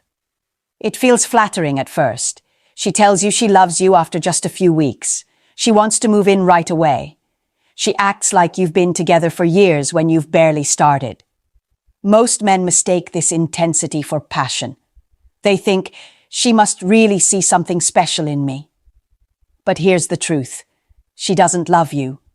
She loves the idea of being in love. This behavior isn't romance, it's instability. Women who attach instantly also detach instantly. They're not choosing you after careful thought. They're grabbing onto whoever is available. That's not loyalty. That's fear of being alone. And fear-driven attachment always comes with overlap. She doesn't leave one man until she has another lined up, which means while she's with you, she's already scanning for the next lily pad to jump to. Here's what most men miss. If she fell for you overnight, she'll fall for someone else just as quickly. You're not unique, you're interchangeable. You're not the exception, you're just the current host for her need to avoid solitude. A loyal woman takes her time. She builds slowly, with intention. She doesn't confuse infatuation with commitment. But the instant girlfriend? She's like a firework, blazing bright at the start, gone in seconds. And when that flame dies, she won't stay to rebuild. She'll already be moving on to her next spark. Number 9. She constantly compares you to other men. It starts small. She mentions her ex was taller. She points out her friend's husband makes more money. She jokes about how some actor has better abs. At first, you brush it off. It sounds harmless. But understand what's really happening. Those comments aren't observations. They're measurements. She's keeping a mental scorecard, and you're in a competition you never agreed to enter. Here's the psychology. When someone truly chooses you, the comparison ends. You're not perfect, but you're hers. That's loyalty. But a woman who constantly compares is shopping. She's evaluating. She's keeping her options open under the disguise of casual remarks. And today you might be winning, but the game never stops. Watch how this escalates. At first, it's subtle. Jake's girlfriend is so lucky he cooks for her. Then it becomes direct. Why can't you be more like that? And eventually, it turns into justification. Marcus appreciates me more than you do. What she doesn't tell you is that Marcus is already the man she's emotionally investing in. The danger here isn't just jealousy, it's erosion. Comparison eats away at gratitude. If she's always scanning the horizon for someone better, she will never fully value what's in front of her. A loyal woman doesn't treat her relationship like a marketplace. She doesn't weigh you against every man she meets. She chooses once and for all. But the comparison queen? She never stops choosing, and one day she'll choose herself right out of your life. Number 10. She keeps parts of her life hidden from you. There's a difference between privacy and secrecy. Privacy is normal. We all deserve our own space. But secrecy is deliberate. It's compartmentalization. And when a woman builds walls between you and entire sections of her life, you're not her partner. You're just a guest in one of her many worlds. Pay attention to the signs. Her phone is always face down, locked with codes you don't know. She has social media accounts you've never seen. She talks about friends you've never met. She disappears into work or girls' nights that somehow never include you. This isn't independence. It's insulation. She's constructing multiple versions of herself, and you only have access to the one she allows. Here's the reality. Loyal women are open books, not because they have to be, but because they have nothing to hide. If her phone dies, she can hand you hers without thinking. Her friends know you. Her online life includes you. Her storylines match up no matter who's listening. But the secret keeper lives a double life. And double lives always collapse, usually on top of the man who trusted her. She'll frame it as, I just need my privacy, but don't be fooled. Those compartments aren't about healthy space. They're about undisclosed activity. If she's separating her life into locked boxes, ask yourself why. Because the truth is, when loyalty exists, integration follows naturally. And when secrecy rules, betrayal is only a matter of time. You've just heard the 10 clearest signs that a woman will never be loyal. If you recognized more than one of them in the woman you're with, don't brush it off. That's not coincidence. That's a pattern. And patterns don't lie. Here's the part most men hate to face. You cannot transform disloyalty into loyalty. Love doesn't reform it. Commitment doesn't fix it. Sacrifice doesn't heal it. Trying to build loyalty in a woman who lacks it is like trying to build a house on quicksand. You can pour in all the effort and resources you want, but the foundation will always collapse beneath you. And this is where you have to turn the mirror on yourself. Because the real danger isn't just her behavior, it's your blindness. It's the way you saw the signs and ignored them. The way you painted red flags green because you wanted the fantasy more than the truth. That's the moment you stopped being a victim and became a volunteer. Loyalty isn't something you teach, bargain for, or earn. It's a core trait. Women who are loyal don't need to be convinced. They've always been loyal, and they don't know how to be anything else. The tragedy is that too many men waste years trying to rehabilitate women who never had that foundation to begin with. So here's the challenge. Stop trying to change what's unchangeable. Raise your standards. Walk away from poison, no matter how attractive the bottle looks. And understand that being alone is far less painful than being betrayed. If this video woke you up, then do something about it. Subscribe now so you never miss these truths that can save you years of heartbreak. Hit like if this spoke to you, and share it with a friend who might be ignoring the same signs. And drop a comment with your story, because your lesson might be the warning that saves another man's future. Your next move is in your hands. Choose wisely. Maybe you've been in this moment. You ask a simple question, and suddenly her tone changes, her eyes shift, or she gets defensive out of nowhere. You can feel the distance, but you can't put your finger on why. That's not paranoia. It's your instincts telling you something's off. The danger is when you let those instincts get buried under charm, excuses, and guilt trips. Because women who want to hide the truth are masters at turning the spotlight back on you. But here's the good news. They can't outrun the right questions. In this video, I'll share 7 questions that corner dishonesty, force real reactions, and reveal what's really happening behind the curtain. Once you know these, you'll never be left doubting in silence again. Before I give you the first question, here's your reminder. Dishonesty doesn't scream. It whispers. It hides in the pauses, the defensiveness, the over-explaining. That's why you can't afford to miss what's coming next. So subscribe, like this video, and leave a quick comment if you've ever felt something was wrong but couldn't prove it. Because the very first question I'm about to reveal is the kind that turns whispers into undeniable proof. Number 1, where were you last night? It looks like the simplest question in the world, but simplicity is the trap. A woman who is honest will always have one version of reality. Her details line up because she isn't working to remember a script. She's living the truth. But when someone is hiding something, that same question becomes a razor. The first time you ask, she'll have an answer prepared. The second or third time you ask, at a different moment, in a different mood, the cracks start to show. Lies are heavy, and it takes effort to carry them. Here's how it works. You don't interrogate like a police officer. You drop the question casually, almost like small talk. One night you ask, "Where were you last night?" She says she went to dinner with a female friend, and then they watched a movie at her place. Fine. Nothing suspicious. But 2 nights later, you bring it up in another context. "Oh, your friend called earlier. How was dinner with her on Monday?" If the story is true, she'll recall it with ease. The restaurant, the food, the atmosphere. If it's false, the story shifts.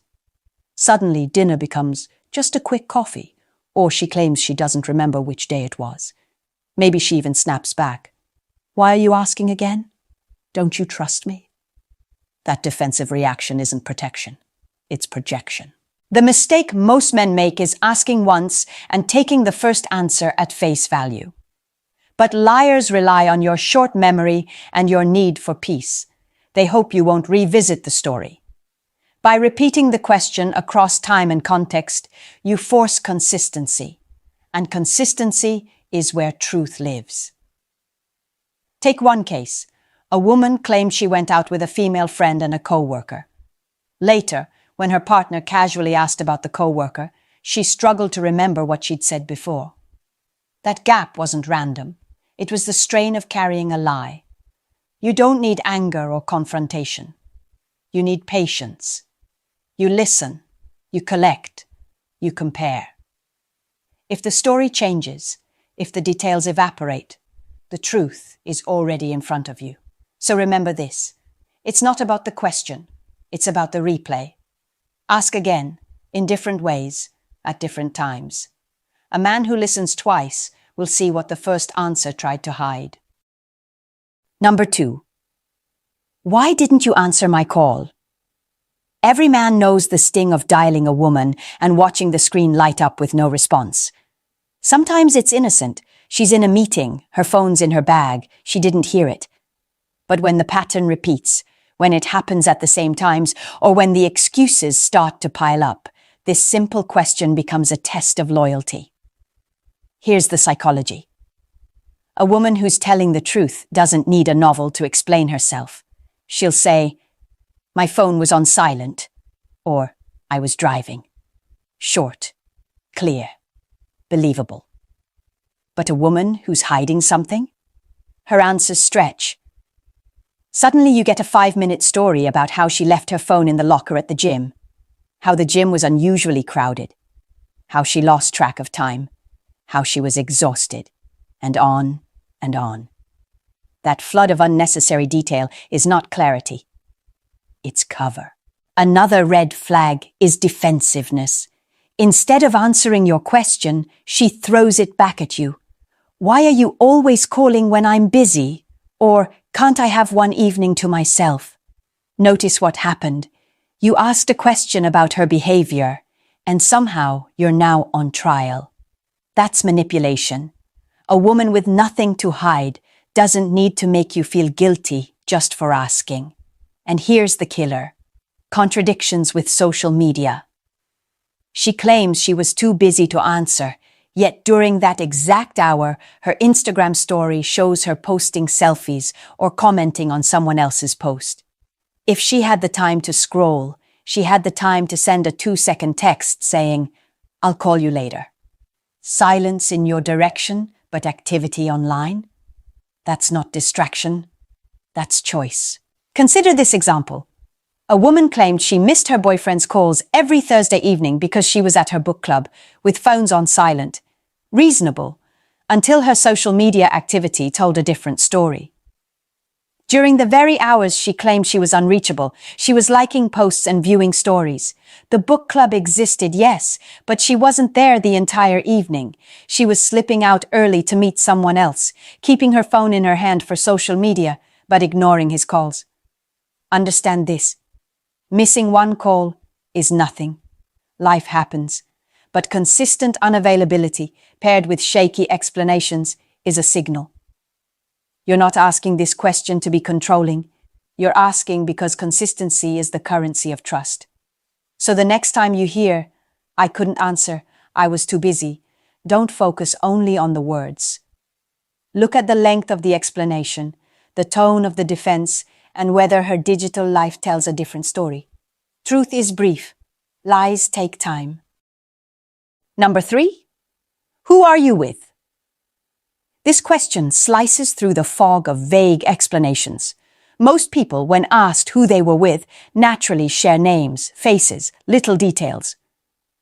"I grabbed a drink with a college friend. You met him at my birthday last year."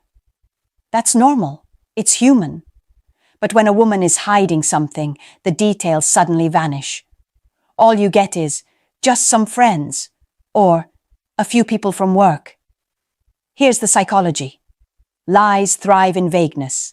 Specifics can be checked, verified, or challenged. A liar avoids that risk by keeping things blurry. But truth likes to be remembered. When a person is honest, they often provide more than you even asked for, because they aren't afraid of follow-up questions. Watch the body language when you ask. A woman with nothing to hide will look you in the eye, answer comfortably, maybe even smile. A woman covering something up often avoids eye contact, shifts in her seat, or suddenly acts irritated that you asked.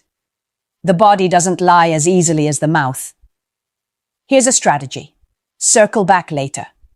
If she says, "I was out with a female friend and a coworker," then 2 days later you casually drop, "How's that coworker doing?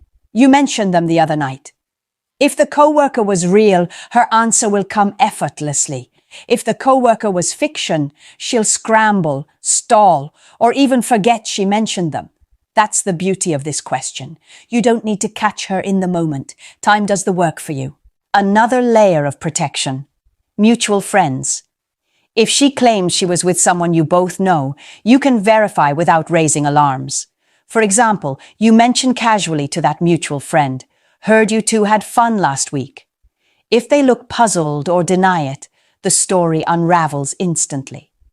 One case stands out. A woman always claimed she went out with her co-workers every Friday night. But when her partner met those co-workers at a company event, none of them ever mentioned such outings. Her vague, Just co-worker's excuse was nothing but cover for another life she was hiding. Understand this. The question isn't about controlling her social circle. It's about clarity. If she resists giving you names, gets defensive when you press gently, or offers only fog instead of faces, she's signaling something. Relationships are built on accountability. If she can't even name who she spent her time with, what else is she hiding? So never underestimate this question. Who are you with is not just small talk. It's a mirror. Honest company is easy to name. Lies, however, can't handle the light of specifics. Number 4. Why do you seem distant lately? This is not a question about schedules. It's about the heartbeat of the relationship. When a woman begins to pull away, less conversation, less affection, less energy, you feel it before you can explain it. And here's the truth. Emotional distance rarely shows up without a cause. If she's being honest, she'll usually have a specific explanation. Stress at work, a family issue, health concerns, real-life problems that drain her energy. These answers come with context, details, and often an apology.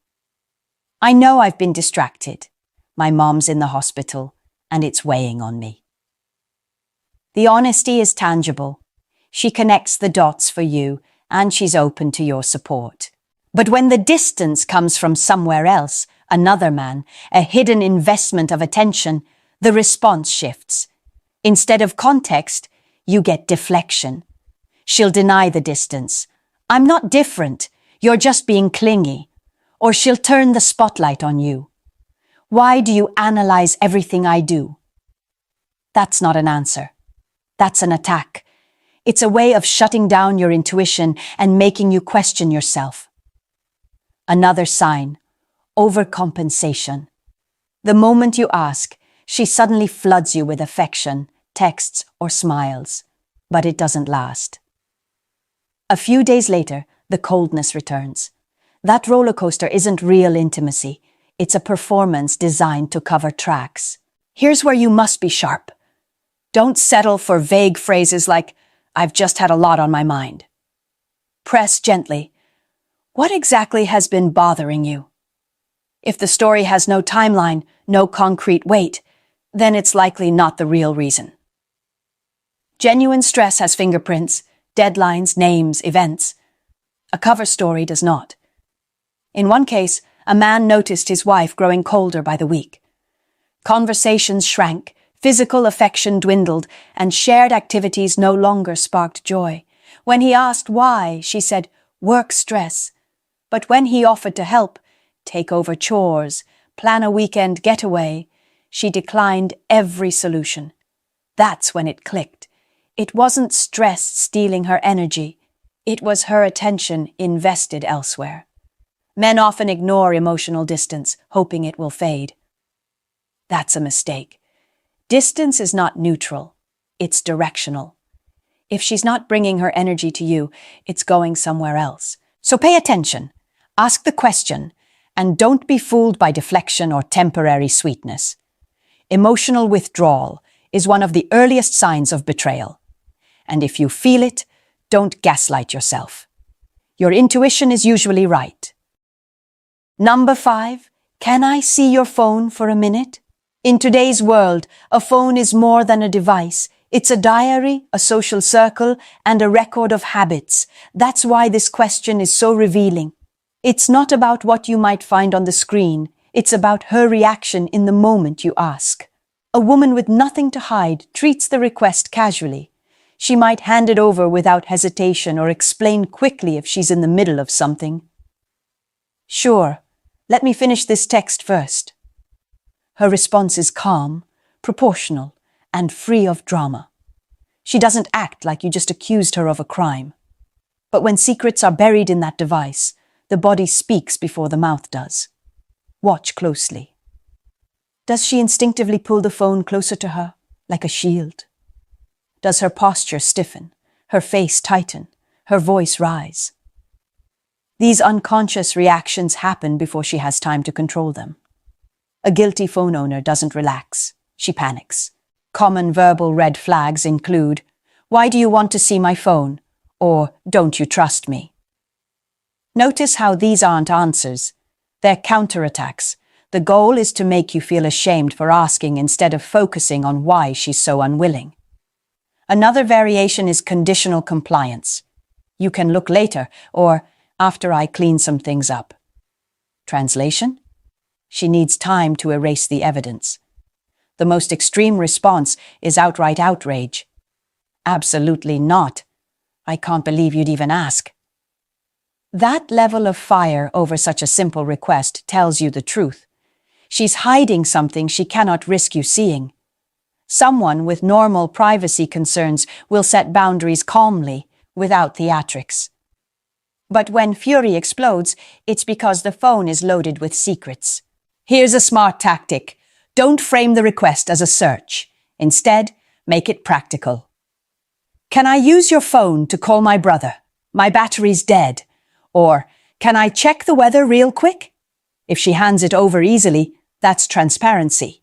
If she creates obstacles, "Why not wait till later?"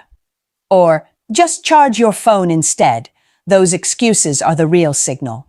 Consider one example. A man used this exact method. He asked to borrow his girlfriend's phone to check an address. Her entire body tensed. She clutched the phone like it was gold and snapped, "Use your own." That reaction told him more than any text message ever could. Remember this. You're not hunting through her apps like a detective. You're observing her comfort level with access. Trust doesn't panic. Secrets do. Number 6. Why are you dressing up more than usual? Clothing tells a story long before words do. When a woman suddenly changes the way she presents herself, new outfits, more makeup, extra time in front of the mirror, it raises an important question. Who is she trying to impress? A woman with honest intentions will usually explain these changes with clarity. Maybe she got a promotion and wants to look more professional. Maybe she lost weight and is feeling proud of her progress. Maybe she simply wants to reinvent her style for her own confidence. These reasons make sense, and they come with enthusiasm. She'll tell you about the new blouse she bought for work, or the haircut she's been wanting for months. Real motivation carries details. But when the explanation is vague, "I just felt like it," or when the response turns defensive, "Why can't I care about how I look?" That's a different story. Defensiveness is often the shield for a hidden agenda. And the real red flag isn't just the change in appearance, it's the timing. If she invests more effort in how she looks for outings without you, yet makes minimal effort when she's with you, that's not self-improvement. That's redirected energy. Here's what to watch for. The mismatch between occasion and effort. Suddenly spending an hour getting ready to run errands but throwing on sweats for dinner with you. Putting on perfume to visit family but showing up barefaced when you go on a date together. The pattern isn't about the clothes. It's about where her attention is flowing. In one instance, a man noticed this shift with his girlfriend. For months, she was casual when they went out together. But before grocery runs, she began dressing sharply, doing her hair, even applying lipstick. When he asked why, she brushed it off. But the truth surfaced later. Those errands included detours to meet someone else. The effort wasn't for him. It was for the new audience in her life. You don't need to confront with accusations. You simply need to observe. Honest changes in appearance are transparent, shared openly, even celebrated. Secretive changes are defensive, mismatched, and selective. So when you notice the shift, ask the question. Listen not just to the words, but to the tone. Genuine motivation shines through with clarity. Hidden attraction hides behind irritation. Never forget, appearance is currency. When she spends more of it outside your relationship than within it, she's showing you exactly where her priorities now lie. Number 7. Why do you keep saying, "I don't trust you"? This question flips the script. When a woman feels cornered, she often reaches for one of the oldest tricks in the book, projection. Instead of answering your concerns, she accuses you of being the problem. You don't trust me. You're controlling. You're always suspicious. Suddenly the spotlight is off her behavior and shining on your supposed flaws. Here's the psychology. People who are guilty often use deflection because it buys them time. If you're busy defending your trustworthiness as a partner, you're not pressing them on the real issue. It's a smokescreen. But when you throw the question back, why do you keep saying I don't trust you? You force her to explain the accusation, and that's where the truth slips. An honest woman might pause, reflect, and say, "You're right. I've been defensive lately. I need to think about why." That's transparency. She's willing to examine herself and meet you halfway. But a woman hiding something? She doubles down. Because you're always on my case. Because you make me feel like a criminal. Notice the vagueness. No specific examples, no concrete behavior from you, just broad claims designed to make you feel guilty. If she can't pinpoint when or how you supposedly distrusted her, it's because the issue isn't you. It's her conscience. Here's a tactic. Calmly ask, "What exactly have I done that makes you think I don't trust you?" If she struggles to answer, if she dodges, if she spirals into more accusations, you've exposed the projection. Real grievances come with dates, situations, memories. Manufactured ones fall apart under scrutiny.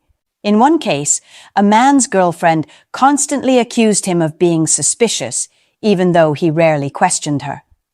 When he finally asked why she kept bringing it up, she couldn't provide a single example. It turned out she was projecting her own guilt. She was unfaithful, and her constant "you don't trust me" was her way of masking that reality. Understand this. A woman who brings up trust more than you do is usually fighting her own battle with it. She's not reacting to your lack of faith. She's revealing her own lack of honesty. So when you hear that phrase again and again, don't get defensive. Don't fall for the guilt trip. Ask the question. Watch her reaction. If she can't explain it clearly, the issue isn't your trust. It's her truth. Now you've seen it. 7 questions that act like scalpels, cutting through excuses, vagueness, and emotional games. These aren't tricks to play detective in your relationship. They are mirrors.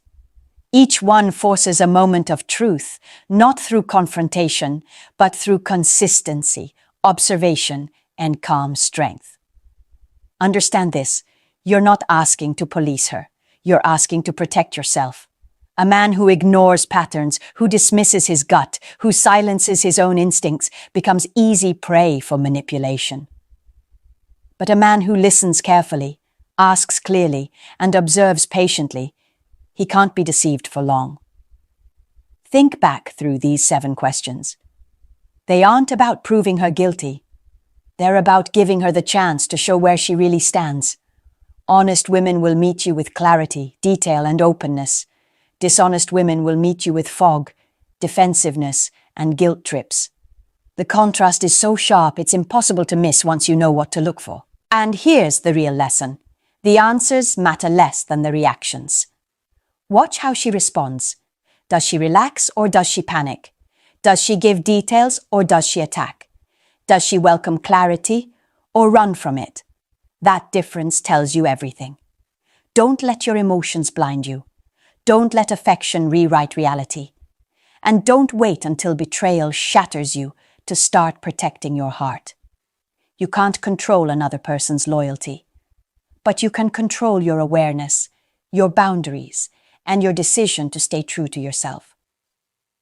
If you've been watching this and thinking, "This is exactly what I needed," then it's time to take the next step.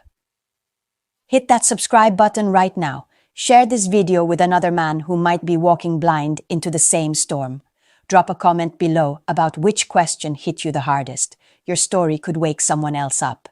And don't forget to like this video so more men can see it before it's too late. Because here's the truth. Trust isn't about closing your eyes and hoping for the best. Trust is about seeing clearly, asking the right questions, and refusing to be played. Don't wait until you're broken to learn how to defend yourself. Protect your heart today. Because if you don't,